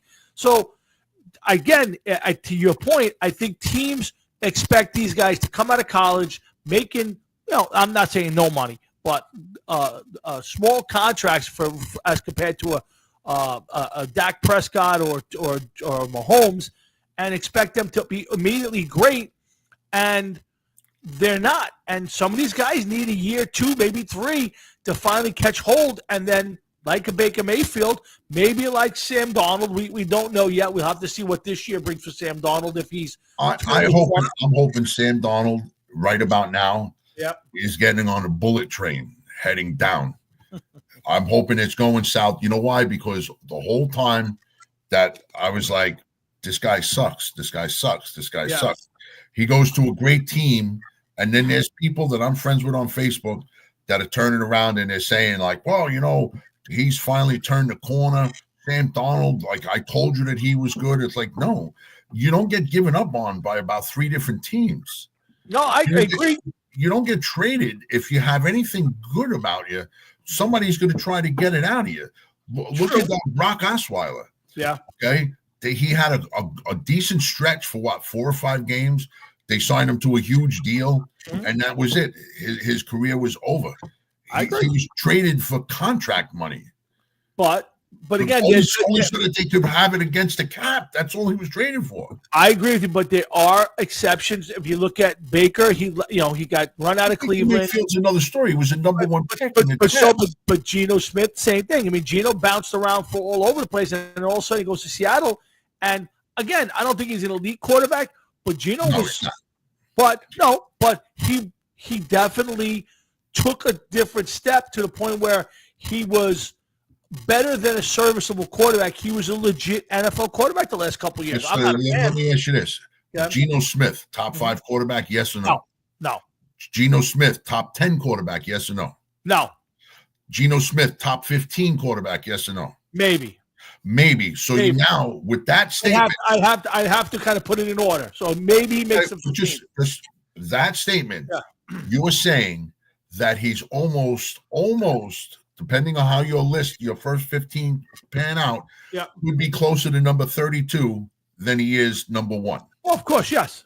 Okay, so but if average quarterback at best. But 3 years ago or 4 years ago, before Seattle and his change in play, we would have said he was a top, bottom 5 quarterback. But his change of play, he went to a team that had a lot of different options, a lot of different things going on, and he still wasn't able to take his team to the NFC Championship game. Agreed, but he remember, this is the same man that was forced by Rex Ryan to hand the ball off the entire game. Yeah, still a classic, by the way. Yeah, don't get me wrong, but when you go from that guy to what you saw in Seattle, it's a different quarterback. I'm not saying he's winning Super Bowls. I'm not saying he's top 10. All I'm saying is sometimes these guys get, to your point, sometimes these guys get rushed into a position where they're not ready to be the guy. Guys like, back in the day, guys like Danny White, Jeff Hostetler, these guys were really good quarterbacks who sat for a very long time before they were able to get on the football field. Nowadays, we expect these guys, all we've heard all offseason is Jackson Dart's going to sit this year. Now all of a sudden, all I hear is Giant fans, he's got to start. Why are you trying to start this kid on this team? Leave it alone. Why do we have to rush these guys onto the field because today? You know why? I'll tell you why. The Giants fan base has been sitting and waiting a long, long time for something to turn the corner, for something good to happen to their team. So what happened to their team? They went out. Eli Manning got old. He retired. They got Danny Dimes. Danny Dimes wasn't able to do it. Mm-hmm. You tried Danny DeVito or whatever, Tommy DeVito. Whatever. He's basically, a joke. If he was any better, he would have been a starter someplace. He's not. Right. He may be 4th string, which I would is even going to be on the team. Is he going to be on the practice team? I think at this point it comes down to, do the Giants trade Jameis Winston and go with, Jameis Winston even play much. Yes, he played. Yeah, all 4 quarterbacks have played the first 2 games. I see that Jackson Dart starting right now, so I'm assuming Russell Wilson's not going to play. But every quarterback's played, and they've all played okay. They've all scored points. They've all moved the ball. So there's been no, oh my God, this offense is horrendous with this guy there. They've all done a serviceable job. Again, they're playing, undrafted free agents. They're playing the 6th-string guys, but they all played. And Winston is going to play this year. I think the Giants are going to trade him, and they're going to keep Tommy DeVito and Jackson Dart to back up Russell Wilson. That's my thought. If they get a real good offer and Jameis wants to start someplace, I would be happy if they kept him. The problem is then, Tommy DeVito gets cut. There's no way in the world the Giants are holding on to 4 quarterbacks. There's no chance. No, I don't see that either. Yeah, but unless they're going to bury 3 spots on the start, and I don't know. Let's say Jackson Dart has a good game tonight. Yep. Okay, better than average. Let's say he has a really good game tonight. Yep. He plays 3 quarters. He throws for 325 yards and 3 touchdown passes. Yes, we know it's not the starters and everything, but he looks great. He's carving them up. Now, after 3 games, Russell Wilson's not looking so good. Okay, and they traded fucking what's-his-face. Let's say they traded Winston away. Yep. Would you be open to the idea of putting Jackson Dart in now? Why does he have to sit for a year if he's already shown that he could play, he could perform under pressure? He gives your team the best chance out of anybody on that fucking team right now. Here's what I would say. If you're not rushing him onto the field, if they can protect him, like if the offensive line's playing well and Russell Wilson's just not not connecting, and you feel that the offensive line can keep him healthy, to me it's no problem. I would prefer, and I'm hoping that Russell Wilson's got something left in the tank, or Jameis Winston, and they can muscle through the season, keep the Giants competitive, give this kid a chance. Again, remember, this kid played in an offense that never used a signal call. All his snap counts went, that's how he snapped the football. So he's still learning. And I watched Jackson Dart. Jackson Dart, okay. Yeah, and I've watched every game, every snap, the first 2 games. Went back and rewatched the Jet game when he played, and he's facing no blitzes. It's a lot of second team, third team guys. Again, he looks like an NFL quarterback. He moves, he flows. You could see the kid's got some ability. Does it mean, they stunt the growth if they play him? I have no idea. I just would prefer if he didn't get rushed onto the field. If the Giants come out and they're 0-4 and Wilson's terrible and Winston gets hurt and they say we're starting Dart, I'll watch the game and I'll root for him as hard as you can. I just hope they don't have to rush him and they can say, okay, we're ready to play him, like the Giants did with Eli. Don't forget, the Giants were 5-4 and they benched Kurt Warner to play Eli. Yeah, but it was a different situation back then, Tom, too. I wasn't a follower of the Giants back then, neither am I now. But I remember when that happened, and it was kind of like Kurt Warner was on his last legs, as it was. They thought it was. They thought he was. Yeah. And it was inevitable that a change was going to be made. Because correct. Remember, right? He wasn't playing all that sharp as it was. No, but then don't forget, he wound up going into Arizona and going to nearly won a Super Bowl. Yeah, but I mean, for like the year before that, wasn't he the Giant quarterback the year before that, and he wasn't all that good? No, I think at that point, he had come over to the Giants from the Rams, was supposed to be at least a 1-year starter, and then he was going to groom Eli. And then for some reason, Coughlin said, we're 5-4. Now, and again, there was still one of those years where you probably could have run a couple games off, maybe made the playoffs, and they said, all right, Eli's ready, we're putting him in. So and then, like I said, Kurt Warner went on to play for Arizona and had a pretty decent career, nearly won a Super Bowl with it. So no, but you know what? You're also talking about the name Manning, okay? I know earlier I said about Archie Manning, horrendous stats, and that's all there is to that. That's you could read that any way you like. Yeah. But a lot of people thought that he did something decent with that team, and then you would had Peyton Manning in the NFL at the time. Yeah. Mm-hmm. If I had a quarterback with the last name Manning from that tree, I would have rushed him along too and said, "No, this guy, we got to get him out there. Look what his family has done. Look what his brother is doing now." Yeah, it's fair. Again, I hope Dart doesn't have to play because that means the Giants are playing well and we're doing okay. If he has to play or they decide to play him because they think, and again, he's looked very well. I mean, he's adapted. He moves well. He throws the ball well. What I like about it, he's got a little bit of a swagger about him. That's a good question, Jeff. You want to know? To me, I got to be honest. He's a little bit taller, but I would put him in. He reminds me of his style of a Drew Brees. Yeah. Style-wise, the way he throws the ball, he's a little cocky. Not the greatest arm in the world, but makes the throws. Yeah, that's kind of who he reminds me of. He's not a Brady-ish kind of guy or one of those guys who stands in the pocket 7 feet tall and just whips the ball around. He's kind of got a little, I'm looking around, I'm throwing at weird angles. Yeah, he reminds me a little bit of Drew Brees. I got to look up, how tall is he? Because when you're saying he's like Drew Brees. No, he's definitely taller than Brees. I would just say he's not. I'd have to look it up. He's probably 6'2", 6'1". I don't think he's bigger than that. 6'2", 223 pounds. Yeah, so I mean, he's a good size, but he's not. He's not these guys who are 6'5" and 6'6".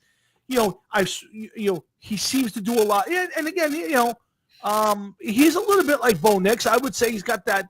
I think he's got a little bit of what they call it moxie, a little confidence level thing. He's a tough tough guy. What you want. You don't want a guy that's going to be fucking gun shy. And he comes in. He's I like Daniel Jones. I thought I think he's a good quarterback. He's got a lot of things. I think one of the negatives I had about Daniel Jones is he had no personality on the field. Eli didn't either, but his teammates would tell you he's a funny guy, played jokes. He pushed them in the huddles. Danny Dimes just was too stoic for me, just too quiet. Needed to be a little more fired up. This kid's got a little bit of stuff to him. So I like him. I've liked everything I've watched him so far.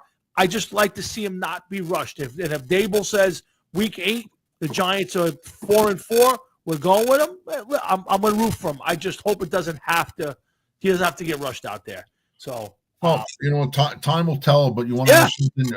If let's say you don't rush him, and you're not getting him out there. Now all of a sudden you're like, okay, we're not going to rush him. We're going to take our time with him. Next year will be his first year out there. Let's see what he does. He's got growing pains next year. Yeah. So then you're talking the year 3. So maybe getting him out there in year 1 isn't such a bad idea. Maybe get him over some of the growing pains. No? Yeah, I think that's a great thing, and I think that's smart. But it all depends on what's around it. If the offense, when Eli took over, the offensive line was pretty set. Like Snee was there, and O'Hara was there, and I think the only piece that wasn't there at the time was Kareem McKenzie. I think he came over the next year. But the Giants had built, they had good receivers, they had a good running game, and they had a good offensive line that was getting to be great. If that's the case, you don't mind throwing the rookie out there and letting them work with that. But if the offensive line plays like it's done the last couple of years, then you're throwing a kid into the fire and you're going to get him killed, and you're going to hurt his confidence level. So to me, if the team around him is good enough to carry him a little bit and let him work through it, then it's a smart idea. Then it is a smart idea. Short of that, I would be very leery of throwing him out there if they are getting it. If Wilson's getting sacked all over the place, I'd be very leery of throwing Jackson Dart out there. So it's going to be interesting. I watched the Jet game over with the Giants, and here's the troubling part I have for both teams. The Giants still have an issue tackling, which really bothers me. And the Jets' big thing is, I love the fact that they ran the ball a lot. The problem I have is there's a lot of whispers out of camp. There are things I'm reading all over the place. And what I watched is Justin Fields cannot throw the ball down the field. He just cannot. I mean, he was having a problem completing wide receiver screens and short passes. I mean, I want to say he missed like 10 in a row, but it was a lot. And that's my fear for them, is that they can run the ball all they want. If he can't throw at some point, they're just going to put 8-9 guys in the box, and they're going to and they'll never run the ball. Listen, Tom. There's a reason why this guy hasn't caught on with anybody. You know what I'm saying? Yeah. You're on your 3rd team in 3 years. You were number 1 pick, and it just, it's not happening. What are they going to say? They can't turn around and say, I'm hoping that this guy turns around and finally knows which way to go with the ball. Yeah.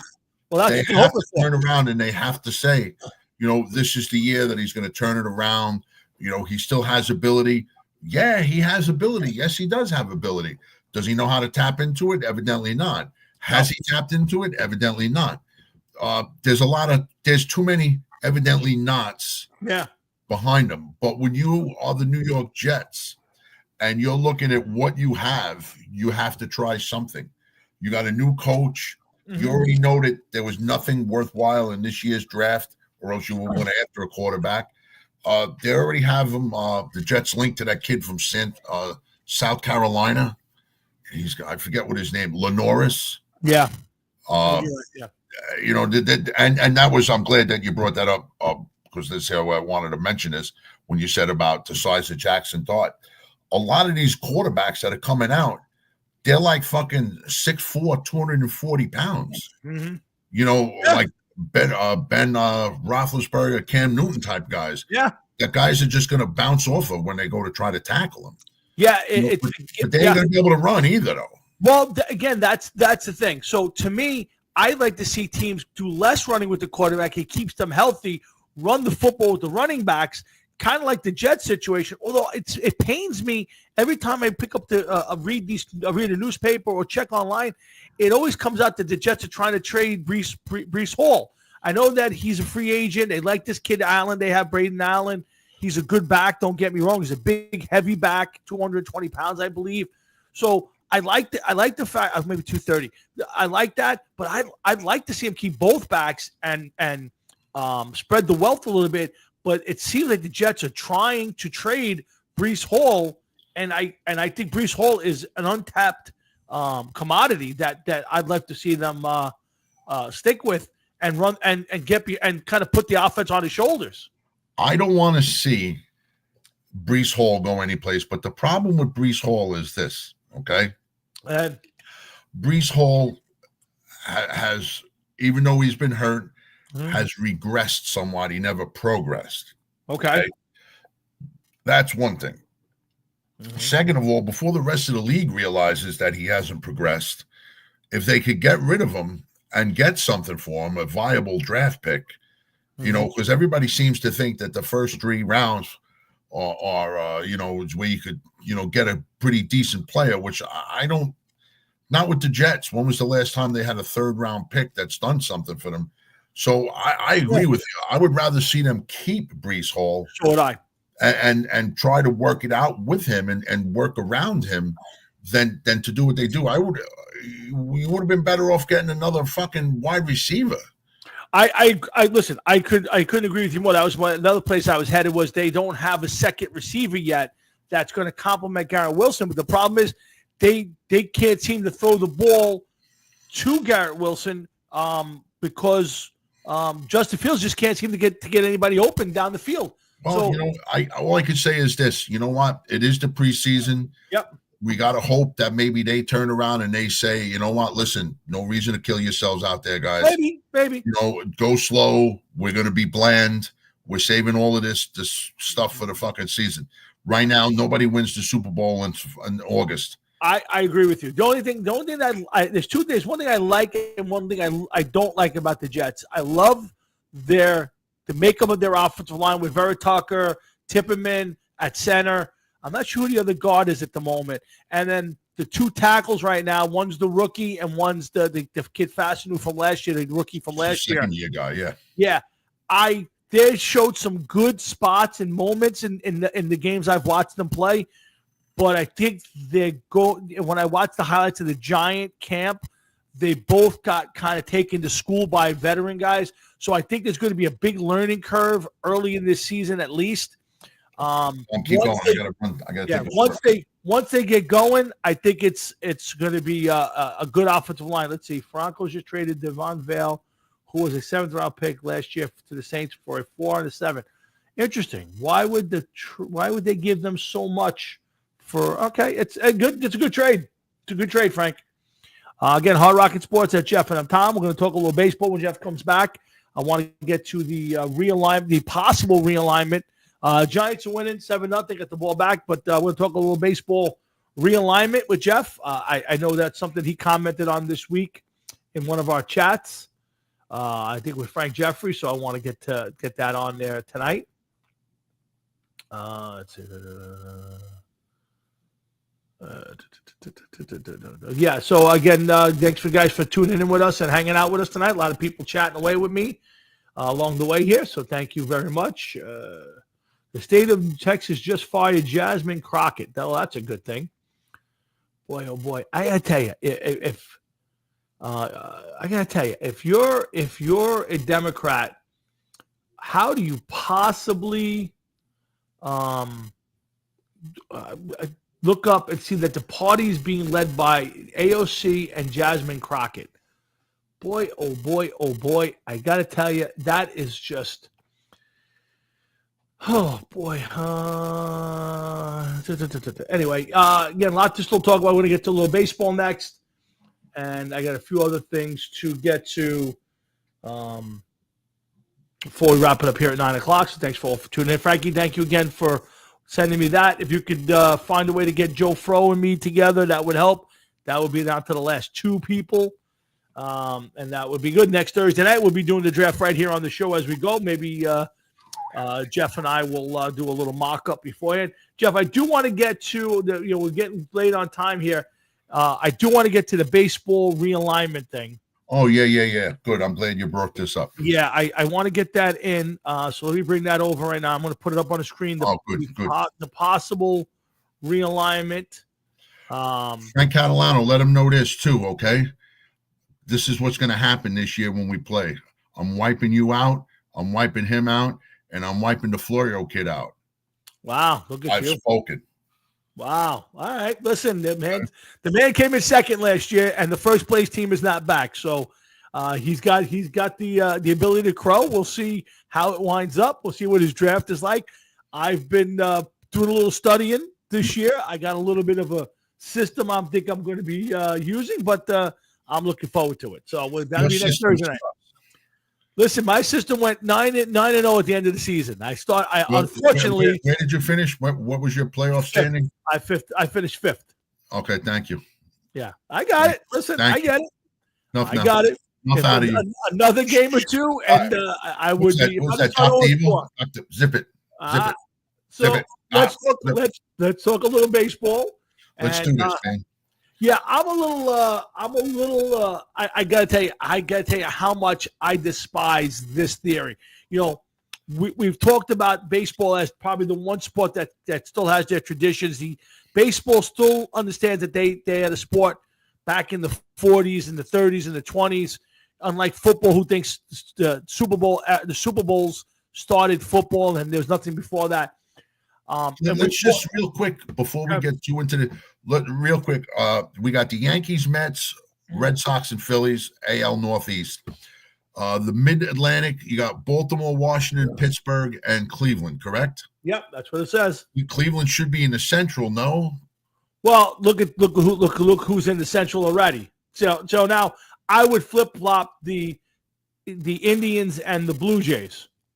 Well, where are the Blue Jays? The Blue Jays are the Great Lakes. Yeah, very good. Yeah, that's a good one too. I would flip flop them. How about this? How about putting Cleveland?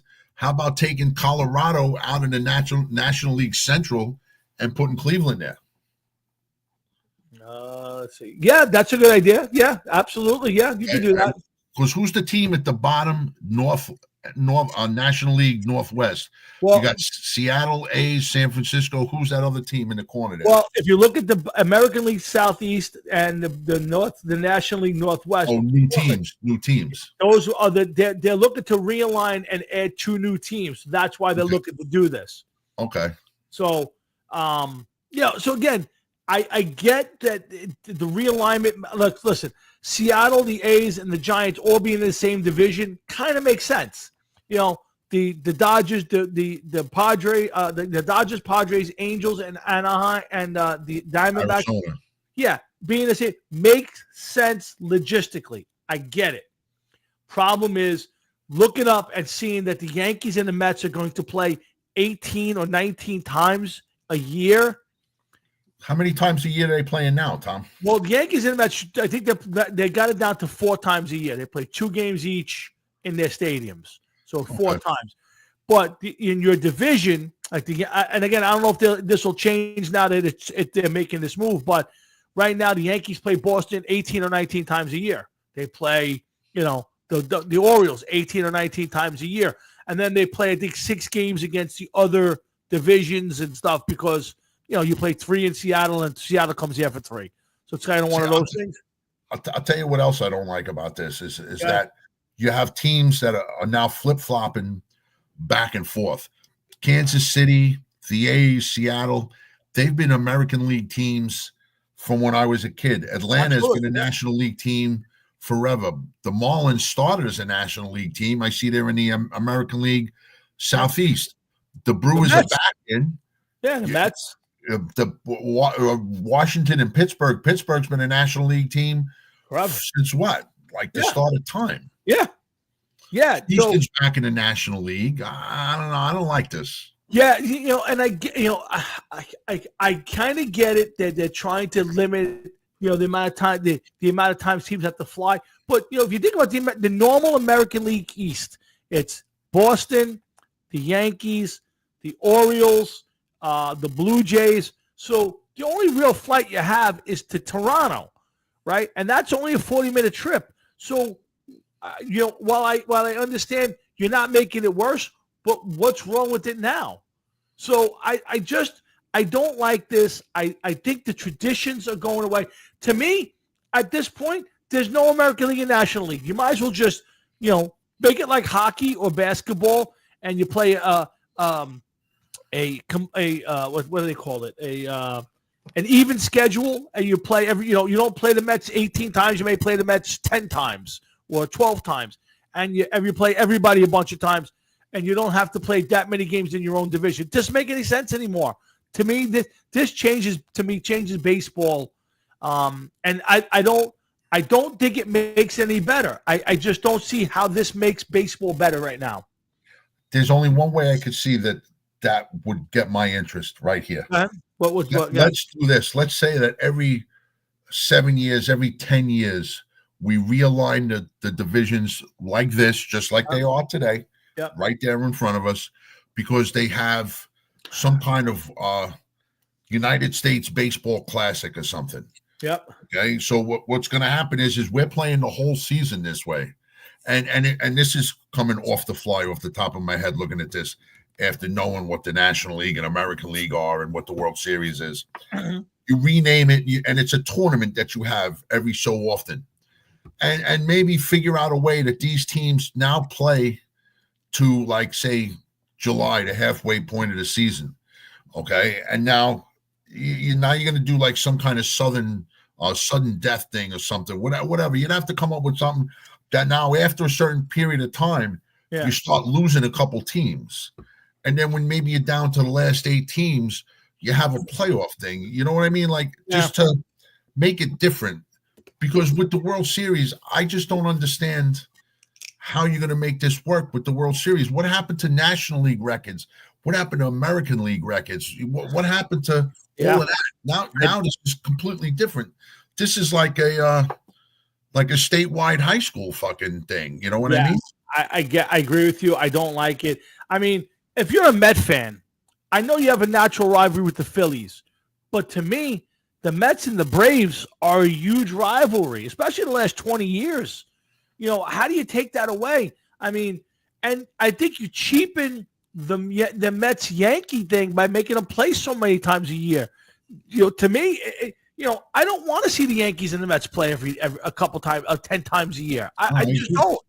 I agree, but look at it this way. Let's just say that this happens, and you have, it doesn't matter, either Boston or Philly is in first place by 2 games. Yeah. Okay. And now the last 8 games of the season, they come into New York and they play the Mets and the Yankees. And now by the time they leave, they're like 6 games out of first place because they lost 8 in a row.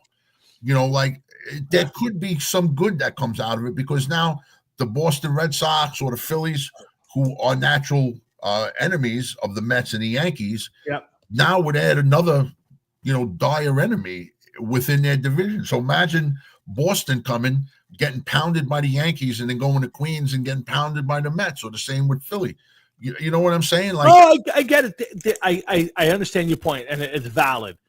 I don't know if I'm stuck in 1978, and you know what I'm saying, and I don't think you're stuck in there. I think that's what we're used to and what makes sense. And Frankie, I remember that, but when they were in the National League West, wasn't it that they moved or something? There was a reason they were in the National League West, because not for nothing, Atlanta's on the East Coast. I don't know why they were in the National League West when the Braves were in the National League West. Remember that? Yes, and that's back in when they realigned it. I agree. Frank, 77, 78. Well, Frankie, the last 20 years or better, the Mets and the Braves have been a natural rivalry. I mean, I hate to see that change. Could the Mets have now a better rivalry with the Red Sox than they did with the Braves? I don't know the answer, but I don't know. To me, I don't know why you want to fix something that really isn't broken.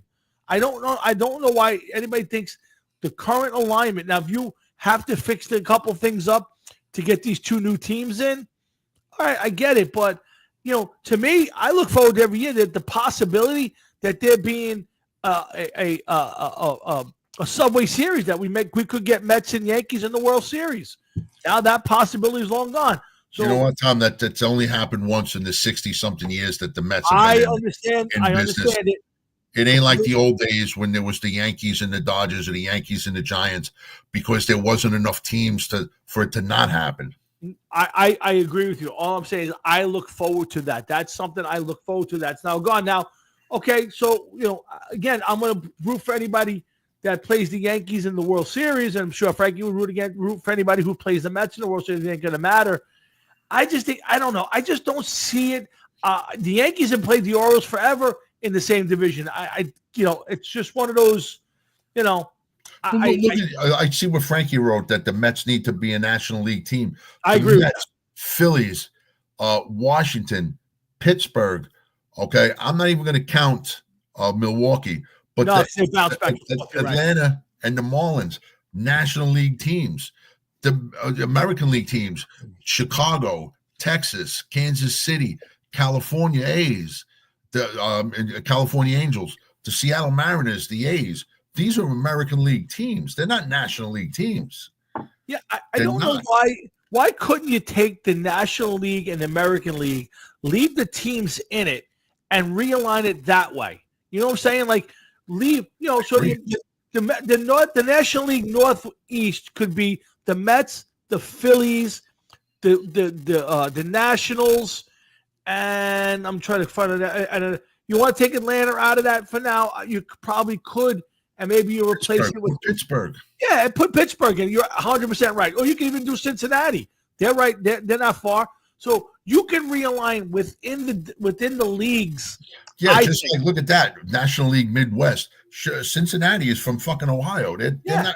You could drive to Ohio in a couple hours. Right. So to me, you can make it Texas and Houston and Cincinnati and St. Louis, and you still got a Central Division. Yeah, you could do Midwest and have the Cubs. There's ways to do it within the division without having to drag American League teams over and National League teams over. I think you can do it that way and preserve the rivalry. I said it this week. I was talking to somebody, and I said I would like it to go back to no more interleague play, or 1 week in the year, make it 4th of July, Labor Day, Memorial Day. You get to play your hometown rival. So once a year, the Yankees and the Mets play. Once a year, the White Sox and the Cubs play. That should be it. That was the allure of interleague play, not what you have now. If you wanted to do something cool for interleague play, I'll tell you exactly what you could do for interleague play. Because I said the same thing about the holidays for how many years. Yeah. You can make a double header, okay? Play Yankee Stadium in the morning, play Shea State or Citi Field later on in the day. Those stadiums are only a few miles apart. The Yankees have done it. You can helicopter them from stadium to stadium. The team's got enough money. Yeah, they did it. I was there in the stadium for the Yankee. I think for the Shea Stadium game back in. I think this was 2000. The Yankees played. They played a day game in Yankee Stadium, and they played the night game at Shea. So it can be done. I'm not saying it's going to happen a lot. That's a lot of traveling by car. Right. But you want to make a big performance out of it. Same thing with your Chicago teams. You can have them, helicopter land right in the middle of the field, man. Introducing your home team, New York Yankees. Here comes a helicopter and drops them all out. You know what I mean? I would agree with you. I think there's a way to do it, and I think the one thing about baseball, besides the traditions, and I'm a big fan of the traditions of baseball. I think the one thing for baseball is the separation of the two leagues. I just do. To me, there's nothing been bigger over the years than the National League's better than the American League. Nope, the American League's better than the National League. That's why the All-Star game used to mean something, because you had such a rivalry. You didn't play against each other. Guys never saw each other during the regular season. The Mets and Yankees never crossed paths until you got to the All-Star game, or let's say a World Series. The only time it happened was in the Grapefruit League. Right, exactly. Which nobody, especially back in those days, nobody gave a fuck about that. Nobody watched the interleague spring baseball back then. It was never on TV. But this, to me, it really essentially kills American League, National League, like Frankie said, and I agree. I think if you want to do it better and you want to tell it to people to our generation, a little younger, American League, National League, one weekend a year is interleague play. The teams can, you can rotate it if you want. Well, this year the Yankees will play the Mets. Next year they're going to play the Cubs. Next year they're going to play so-and-so. And it's once a year. And it makes it special. Think about it. We're playing the Mets once a year. Whether you do it 4 games, like you said, Jeff, and 2 games are in New York and Shea and Citi Field, and 2 games are in, you could do that. Do Thursday, Friday, Saturday, Sunday, and play 2 games in each stadium. Pretty simple. Nobody has to leave the state. Nobody has to leave the city. Yeah. And at the end of the day, you'll keep the tradition and you'll make the World Series even bigger. But right now, yeah, Mayor's Trophy game was a big deal back in the day. But to me, right now, the World Series is meaningless. The World Series becomes meaningless at this point, as far as rivalries go. As far as Dodgers and Yankees only played together to get each other in the World Series. It happened a lot in the late 70s and 80s, but it was huge. The whole time they got to see each other, and you had a whole year talking shit. Now they played 6 games a year against each other. It's like, all right, I've seen it. That's the part, Jeff, I think that Major League Baseball is missing, is that we baseball fans are traditionalists, and we want to see that natural league rivalry. Well, that's what you were brought up on, Tom. That it's not so much that you want to see it. It's what you were used to. It's what happened for years. Now all of a sudden it's being changed. And listen, I understand things change, but I just don't like that change. I agree with you. Baseball fan, I don't think many fans are going to like it. And there was something that me and Frankie were going back and forth with, which when I said it, like he was like, "No, it's a tradition." And I know it's something that you and him talked about, and it was the beard thing, but that's a different kind of tradition. That's a baseball tradition. Mm-hmm. That's a team tradition. Correct. And I can understand how you feel about a Yankee fan, like you don't want to see certain things. Yeah. That's fine. It was one of the things that set them apart. They were a gentlemanly type team. You know what I mean? Yep, you weren't expecting them to look like that. But what they're doing with baseball now is just, I'm not liking it. I don't like it at all. I agree. It has nothing at all to do with that. Like, you want to talk about teams and traditions, dude, fucking pull your socks up and stop with the fucking pants. What's next? Shorts for these fucking guys? I couldn't agree with you more. And Frankie, I agree. To me, if you want to say, okay, I'll even give that. If you want to say, hey, we're going to play Memorial Day weekend and 4th of July weekend are going to be interleague days. You can rotate it. You can play you can play the Mets home and the Mets away every year. You can play, different teams, whatever it is. I think you make it a special thing, and you make it the oddity instead of the norm. Going to watch a Ranger game, against the Minnesota Wild. It's the same as watching them against the Flyers now. You play them about the same amount of times. It's not a big deal. I like tradition. I want to see. But hockey was never one to have. I agree. Two different fucking separate conferences or divisions. Just like baseball was the only one that did it. That's Correct. What made it different. It's what made it special. That's the thing. Yes, I agree, and that's why I don't like interleague play. And when it came out, it was supposed to be the rarity, the oddity, and it made it special. When you start making it now, where every other day you're playing a National League team against an American League team, there is no more league. Why bother calling it the American League Northwest or the National League Midwest? Like, who cares? Just give it different names, and there is no American and National League. You might as well do Division 1, Division 2. Yeah, and then like you 5, 6, 7, 8. Like you say, just do it. Top 14 teams make the playoffs, whether it's American League or National League, and then the top 2 finishers play each other. Could be 2 American League teams in the World Series, for all we care. At this point, you might as well do it if you're doing this. If you're going to do this, you know what else I say? Then just real quick, take the top 16 teams, 14 teams, whatever you got to do. Yeah. Okay. Put them in the pool. 1 plays 14, 2 plays 13. Yep. And that's it. And then just reseed them. Yeah. There's no reason to have American League, National League. Yeah. Just maybe American National or East West, whatever, North South, however you want to divide it up. That's fine. Yeah. Just that's how you get to your thing, or just everybody in the same pool. That's it. That's it. And then I that think way. part of the problem. I'm sorry, Tom. I think part of the problem is simply that nobody watches baseball anymore, and they need something new and exciting to get people's interest. Because not for nothing, let's talk the flip side of this real quick. You got to be almost intrigued and be like, "How's this going to work? I got to pay attention to this.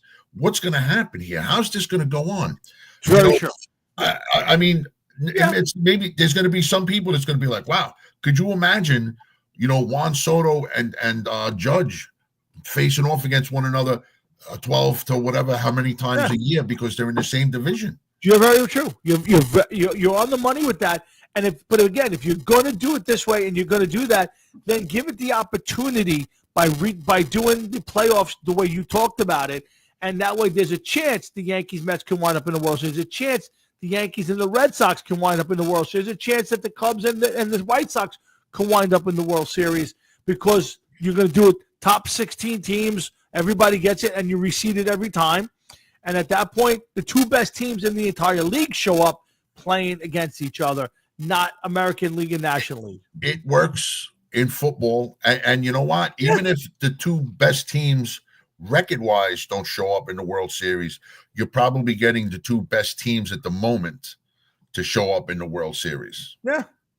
Or either that, or there's enough teams going on that you can say, all right, I don't know. I don't know how that's good. There's a lot of different things you could come up with, but it's just, I don't know. I like the idea of it being left alone. No, I agree. I couldn't agree with you more. I'd rather it stay this way. Baseball has been changing since the early 1900s. It's been changing, but the problem is you know what? You can only change it so much. Bottom line, there's too many teams. I think you're 100% right. There's too many games. There's too many teams. Well, the games, you know what? Would they add from 154 to 162? I could see the games. Even if you want to back off to 154, that's okay. That's fine. Yeah. There's just too many teams. Yeah, again, it's too watered down. And again, I don't know. I just don't see it being that big a deal to make it work. I think to a real good extent, I think you're right. I think baseball's saying, hey, let's shake it up. Let's kind of draw the next 2 years, there'll be a lot of conversation about it, a lot of people paying attention to it. And then when we finally put this in place, there'll be a lot of eyes on it while people want to see how it actually shakes out. Because if this is out there now, that means baseball's already kind of put this together. Of course. Right? Yeah, they've already got this already worked out. I do like the pitch clock, Frankie. I don't like the ghost runner. I don't like the can't throw more than 2 times over the first base. There's a lot of those rules I don't like. I do like the pitch clock because it does move the game along, and I think that's actually a good thing. And that, by the way, that's not a change. That's just something they're enforcing. That rule's been there for a very long time. Nobody's ever done it. If you could get rid of teams from baseball, how many teams would you get rid of, and what teams would you get rid of? The Florida teams, get rid of the Marlins, get rid of Tampa Bay for sure, right off the top of my head. Well, I think you should keep at least one of them. I think there should be a team in Florida. The problem is nobody ever goes there. Nobody goes to the games. That's the problem. There's 2 teams. Put a team maybe in Miami or Jacksonville. There are 2 ends of the state. I mean, Miami's on one end and Tampa's on the other end. So yeah, but that's just it. Florida is more of a fucking like a what do you call it? I agree. A tourist attraction. Put a team up in North Florida, maybe more towards the Panhandle. Maybe you'll get teams of people from Alabama and Arkansas and the states there traveling to see these games. Those are 2 teams I would get rid of. I would also consider the Nationals. I don't think the Nationals have been very competitive other than the couple years of the World Series. Other than that, most of the teams are been around a long time. Again, the 2 Florida teams off the bat, and I would not be adding any expansion teams at this point. I just don't think baseball's got the juice right now. Another team I would think about, I know you're going to go crazy, but the Angels. The Angels have been uncompetitive for years. Colorado Rockies, I think, are another. Yeah, I think Colorado Rockies are another team that I could see getting rid of. It's a bad place to play. It's too cold for a good part of the year between the beginning and the end. The records there are inflated. I think Colorado's a bad place for a baseball team. So if you ask me, I look at it this way: there's some teams out there, Colorado and Arizona, aren't all that far from each other. Maybe not get rid of the team. Maybe move the team from Colorado. If you're going to move the team, like move it elsewhere within the West Coast. Nashville needs a team. I think the A's going to Las Vegas is a bad move. But go ahead, you continue. You know what? Look at it this way: the Raiders ain't doing so bad right now. No. You know what I mean? Their fan base has got to be considered small compared to some of the other teams in the NFL. But NFL 16 games, these guys, and they're only 8 at home or 9 at home. These guys are playing 81 games at home in the middle of summer. I know it's going to be a dome stadium, but it's 81 times at home in Las Vegas. Frankie, the Pirates are a good one. I love the Pirates because I love their history, but you're right. They just don't spend any money. It's a waste of time. I couldn't agree with you more. I would hate to see, just like you, I would hate to see the Pirates go only because of the history aspect of it. Absolutely. But other than, if this is a team that hasn't been into the World Series since 1979 or 1980. Yeah, but they're not even competitive. They don't even try to spend money. Again, Tampa's a bad stadium, a bad place for it. Miami, nobody goes to those games. I'm not a big fan of Washington. Colorado could go. Angels haven't been competitive in a long time. They're teams that just, the Angels at least spend money. And Pittsburgh, Frankie's right. They don't. I know how much they draw, but it's just a bad place for baseball. I don't know. It just, to me, is a bad spot for baseball. You know what? You know what's something to consider with the Rockies, Tom, especially in today's day and age with baseball. The air up there is fucking light, which means it must be like a home run fucking derby up there. It is for the most part, and that's what people want to see. I agree, but it's freezing in March and part of April, and it's cold in October. Again, it's not terrible. Fall baseball, man. Yeah, I get it. But we'll see how this plays out. Series one time, Colorado. I'm not sure. I don't. I think they went to the World Series back in maybe the late '90s. It's possible. I have to look that up. I'm going to look it up right now. Has Colorado Rockies been to the World Series? What did I say? The '90s? I got it up, Tom. You got it already? Good. What do you got? Yeah, I'm on. I got it. All right, well, we know the Diamondbacks have been there. The Diamondbacks were there a couple times. Yep. I know that they haven't won the World Series. So Colorado Rockies win there in 2007. They won the NLDS, lost the World Series to the Red Sox in 2007. Yeah. Before that, they didn't make it in there. They were never in there. So 0 World Series championship, 5 postseason appearances, 0 division titles, 1 pennant. Yeah, so I got it up here too. Yeah, so 1 World Series appearance, and they lost 4-0 to the Red Sox. Yeah. Plus, they've been around since what? The early 90s, 91, 93 was their first year. 93 was their first year? That's what it says. Yeah, 93, NL West, tied for finished 6th, 67 wins. 94, 50, finished 3rd with 53 wins somehow. I don't know how that's possible. How many wins? 53 wins. Probably their first year, no? That was their second year. First year, they won 67 games. The second year, they won 53 games. Oh, listen. Then they jumped up to 77, 80. I'm sure they didn't get, teams don't get that much better in year 2. You know what I mean? Yeah, no, they took a step back. Their best finish was second, get a couple second places. They've never won their division ever. Well, look at Seattle. Seattle's another team that hasn't exactly had postseason success lately. Yeah, lately forever. They've never been to a World Series. That's probably true. Yeah, during the Griffey years, they should have been, but they. Yeah. Well, again, like I said, this is just my opinion. I don't like it. I'm a traditionalist, and I don't mind some change here and there, but I don't want the Yankees and the Mets to play 12 or 15 times a year. To me, don't like it. That's just my opinion, of course. It doesn't mean much.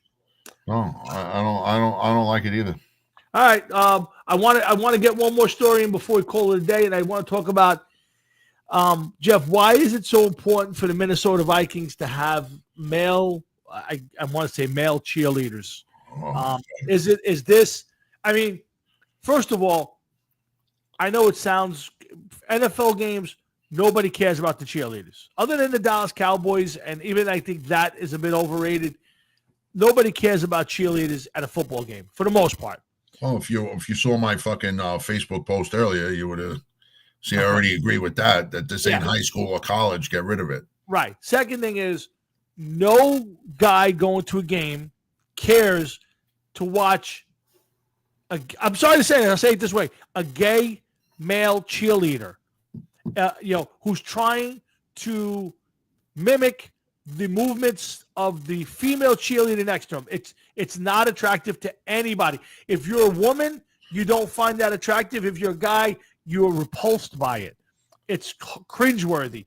I don't know if they did not learn the lesson from Bud Light. Certain things belong a certain way. And there are male cheerleaders, and that's fine. They're the guys who the women jump up on their shoulders. They throw them up in the air. They do a little cheering. In the NFL? I don't know if the NFL, but let's say college. College, yes. NFL, no. Right. Why do I have to watch that guy? And again, I don't have to watch it. Thank God I'm not a Viking fan. But to me, what are they accomplishing with this? What does this have to do with anything? Well, first of all, let's just do a little separation here. And like you said, the male cheerleaders that they have in the NFL mimicking the women with makeup on, longish type hair. Evidently, I mean, male looking all the way, just not built like men, just built like odd looking women. Yeah. That's one thing. Second, I could see if they mimicked college and they put a male cheerleader on the sidelines, like maybe one or two, one on each side or one on each end or whatever it is, so that they could throw the cheerleaders up in the air, catch them like they do in college. Maybe that would be acceptable on some level, but for what they're doing, no, absolutely not. Definitely not. I agree with you. Do away with cheerleading, period. Nobody gives a fuck. What's next? This should be a marching band. Yeah, I just don't, Frank, you're killing me, Frankie. Again, I get it. The people want to be progressive, but who is begging for that? I watched this guy doing the cheer thing, and he's trying to be a woman who's a guy. Quite obvious. He's gay. Yes, there's no quite obvious. They're not a man, and because cheerleaders in college, they're off to the side. They throw the women up. They catch them. They're holding them up. They're not doing the cheers that the women are doing, that the girls are doing. Right. I don't understand this one either, man, by any stretch. I really don't. I think the NFL is waiting to try to see just how much they could do before people turn around and say, fuck you, keep it. Yeah, again, I wonder, do you think this goes the way of the Bud Light thing where people shun the Minnesota Viking games? Like, do you think people don't go? Do you think people boo him when he comes out there? I mean, do people even care? Like, after a while, do they even not pay attention to it anymore? Like, how does it get received? Tom, I don't know. And not for nothing. The NFL, there's a lot of manly men in the NFL. We know this. There are people that have come out as gay that played in the NFL. You know that there's more than that. I think it was Crosby from the Ravens. Max Crosby, yes. Max Crosby. He came out as gay, which means that that there are others that are in the NFL, and there's probably a lot more than you think that are gay, and that's fine. Who cares? Yeah. Nobody cares, because if you want to be treated equally, then nobody gives a fuck if you're gay. Nobody cares if you're straight, just you're a football player. But you can't pretend that nobody's going to notice that this guy wearing lipstick, makeup, and there he is doing cheers and everything else. It's strange. It's weird. Yeah. It's just not right, man. It's not Yeah, right. it's absolutely odd to me, and I wish I didn't feel, but it was cringeworthy to watch. Like I've seen a couple places it's popped up, and you're just going, he's And mimicking. it seems to have popped up within the last couple of days. Yes, yeah, 100%. Yeah, I've noticed it just this past week. I've gotten it, and again, Every week, Tuesday, Yeah. Wednesday. I could care less what people do in their bedroom. I could care less what people are into. As long as you live your life and you're happy, good for you. But I'm watching this thing and I'm going, what are you gaining with this? Like I just don't understand. You want to have male cheerleaders, go for it. I just nobody's looking at that. Women aren't going, wow, he's hot, or the guys are going, wow, that's sexy. That to me, it just goes, I don't want to watch that. Like you're just making it. Well, because what you said before earlier about it being cringeworthy. You don't have a guy that's 6'5" and 250 pounds and he's holding up a girl on each hand like this. Yeah. You don't have that. Right. You have these guys that look like they weigh less than the girls do. Yeah. That look like during halftime they're gonna take it up the crapper and then run back outside. So here we are. Yeah. And a team like the Minnesota Vikings. That really, the Vikings, all of the teams to start with, the Vikings. Yeah, right. Come on. Yeah, it's terrible. And again, I didn't even get into the whole the NFL's making the teams put the stop racism thing and all that stuff in the end zone. Like I just thought we were past all this, and I would have thought that after what happened to Bud Light. And I don't know. We were never past it. People just stopped talking about it. Maybe you're right. Yeah, because it was always there. It never left the end zones and shit. Yeah, I wonder. I wonder if Bud Light's recovered. The last thing I saw, they had still taken a pretty big hit for the whole Dylan Mulvaney, ad campaign. I wonder if this will affect the Vikings in any way. I wonder. Not that they show cheerleaders very much on TV. You really don't see it very often, once in a blue moon in a game. But if you're at the game and they're running out on the field during commercials or halftime, are people booing it? Are they? How is it going to be reacted? Now, Minnesota is a very liberal state, so they may get away with it there. And I don't think the cheerleaders travel, right? I don't think cheerleaders travel. No, I don't think so. Yeah, so they may get away with it there. I don't know. There's a lot of testosterone-leaning Minnesota Viking fans. I haven't. That's the funny part. I haven't seen. We're friendly with a bunch of Viking fans through the show. There's a few of the guys that came through, like John Mahefka and them, that are big Viking fans, and I haven't seen any of them say anything yet. So I'm curious to see. I might have to look that up and see what they have to say about it. But for me, I pray to God the Giants don't do anything like this. Well, the Giants are one of the teams that don't have cheerleaders, correct? That's true. Yeah, I don't think they have cheerleaders ever. So that's and that's fine. I just like you, just don't see. I just don't see the point of the cheerleader. Yeah. I think that's something that with the invention of the jumbotrons and all this other shit, that cheerleaders are just not needed. I just don't see the point of it. I knew a guy. I was friends with a guy that I used to work with that went out with a girl who was absolutely insane. That accused him of watching football so that he could look at the cheerleaders. And I'm like, a football game is what, like 3.5 hours long sometimes? Yep. And they showed the cheerleaders for maybe all of 2 minutes and 12 seconds throughout the game. Yeah, probably if that's even that much, yeah.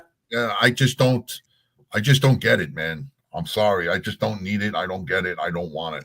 Yeah, I'm with you. I'm completely with you. So I think the NFL is trying to play to an audience that they don't have. You know what I mean? Like anybody who's into that is not watching the NFL anyway. That's my opinion. So I think if you're watching the NFL, you probably don't care that there's a cheerleader, and if you do care, that's not the cheerleader you want to see. You're not. No guys look at the cheerleader for the cheers. You know what I mean? So having that guy run out there is not going, I can't wait for the cheer. Let's see what this guy, it's all about the look. And if you're watching for the cheerleader, that ain't the guy you want to see.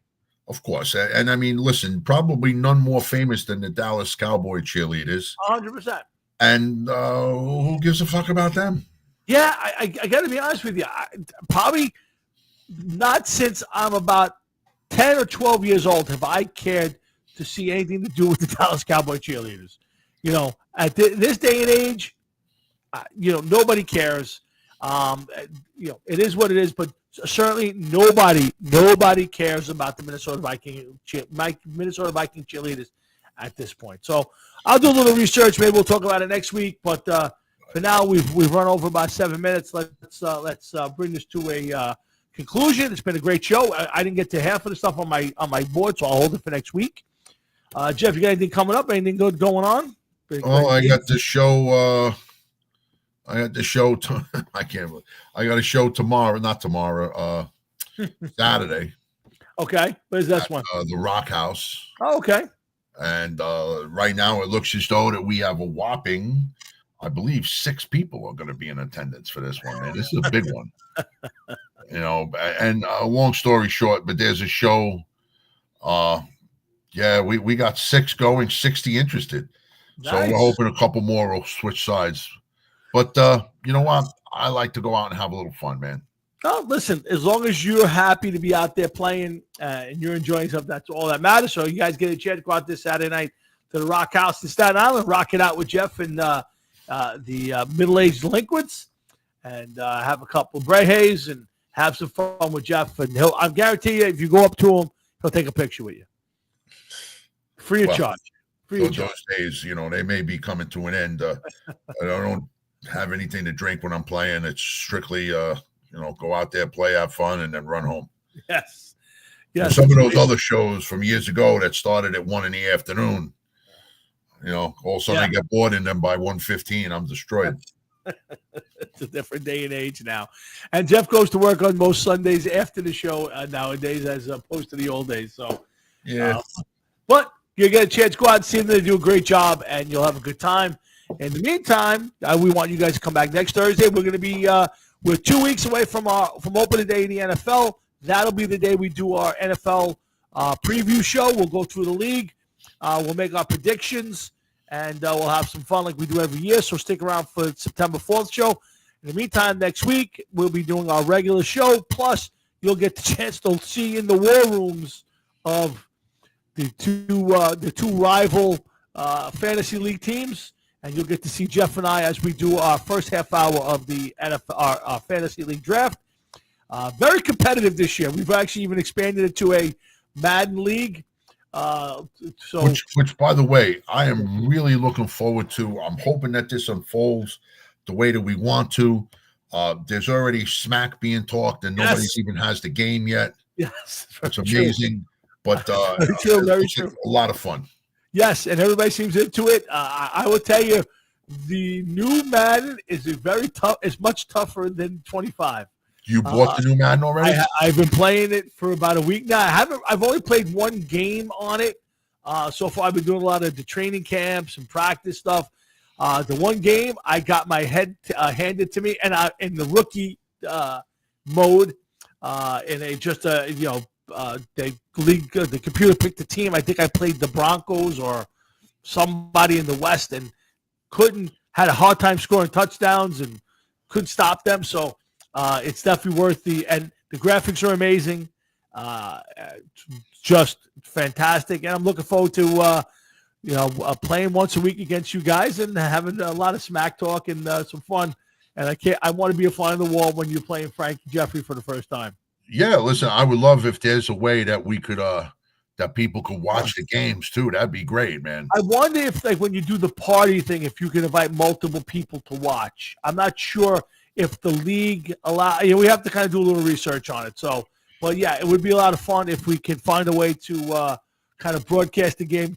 There's a few games I'd like to sit in, and that you playing Frankie for the first time is one of those games I'd like to see that game. I fucking hope he has Parkinson's to the point where he breaks the controller midway through, so I could shut him up. He's funny. He said, "I'm riling Jeff up." He said, "I never played the game. I haven't played the game in 25 years." He said, "But I'm riling up Jeff. We're gonna have some fun." You know what, dude? If this is how I look at it. Good, rile me up. I don't care. You know why? We seem to have a lot of guys in the same age bracket. Yep. everybody seems to know one another. Nobody's getting pissed off over anything that says Frank Jeffrey. Somebody should take his phone away during the day. Yes, he's got a lot of time on his hands. Yeah, oh my He's got a God. lot Yeah. But you don't even know, like, I get stuff from him, like from the football thread, I get it from the Madden thread, and then I get personal stuff. So my phone is deluged during the day. That's fine. I read most of it. Whenever what are you telling me? Just don't start answering them back. That's the only way to like stop the if the minute you answer, it just keeps going. Not just for Frankie, with everybody, but it just keeps going. And I just learned when I'm busy, I don't answer it, and when I'm not busy, I'll answer what I can. Listen, you know what, dude? He's a good guy. He's a great guy. Yes. I know he's made a couple of references to having some issues. You know what? Yes. If it keeps his mind off of things and it makes him happy, then let's do it. I agree. Frankie for fucking for close to 40 years. You know Yeah. what I mean? It's 100%. all good. Let's have some fun, man. And I think that's exactly for Frankie, for myself too. It's a nice way to keep in touch with everybody. It's a good way to kind of like once a week you get to hang out a little bit without having to leave the house and go to a bar or something. Yeah, definitely going to get look into the headphones. Yes, I'm going to do that this weekend. I want to try that out well before. I think once you get the game, we should do a couple exhibition games. I totally agree, man. Matter of fact, if you want to get once, I don't know when I'm going to be able to get the game. To be honest with you, probably next weekend. Yeah, whatever. I'll get the game. But once I got the game, if you want to tell them, say, guys, listen, if you want to have a quick exhibition series, like we play 2 games and then we start the league, that's fine or whatever. This way we all get accustomed to, everybody else's habits, or like when he's signing on, how it works. We don't want to just, I don't know what I'm doing type of shit. And it'll be one of those things where, it's your responsibility to say, hey, Iggy Mo, I'll play you Thursday night at 9:00. All right, Jeff, I'm good. Or hey, we'll do Saturday morning. As long as you get your game in Monday to, Sunday to Saturday, whatever time you get it, you report the score, and we'll have a few laughs. And I'm contemplating coming up with a special award for this league. If it goes off, I've got a pretty good idea of a let's call it a trophy for this. So we'll have some fun, and we'll see. Frankie's hope is that by next year we expand the league. Where people hear about it and have some fun, and maybe we'll drag a couple other old guys in, and maybe we'll get it to 8 or 10 teams, and have some fun for during the week of football season. So we'll see. Listen, I'm looking forward to it. I can't wait. The only problem with dealing with a league with guys this old is that inevitable. There's going to be an opening soon. Wow, listen, that is the tough part. But luckily, we're all still young enough where it's not that soon. No, hopefully not for many, many years. Absolutely right. But the only other thing that is inevitable is we got to end the show. So let's wrap it up. I want to go back and watch the Giant game, and we'll be back next Thursday night, and we'll have a lot more fun doing it. Thanks to Frank Catalano, who plays along with us every week. He's kind of our sidekick in the show, and we love having Frankie part of the show. He breaks my balls. We got to come up with a nickname for him, man. Yes, Catalano Dog. He calls himself the Cat Man, but to us, that's not a cool nickname. No, you can't pick your own nickname. Like the Geek or something, we got to call him. Exactly right. We're going to have to figure something out, but we'll work on it. We'll tell you what we come up with soon enough. But in the meantime, Frank the Pink Macanudo Catalano. We got to come up with something for him. He's a good dude. And again, he paid me tonight, so good for Frankie. Appreciate it. But in the meantime, come on back next Thursday. We'll do it again. Please enjoy the rest of your night, the rest of your week, the rest of your weekend, and next week, come on back when Jeff and I get together next Thursday night at 7 p.m. Eastern Standard Time right here on the Hard Rock and Sports Show.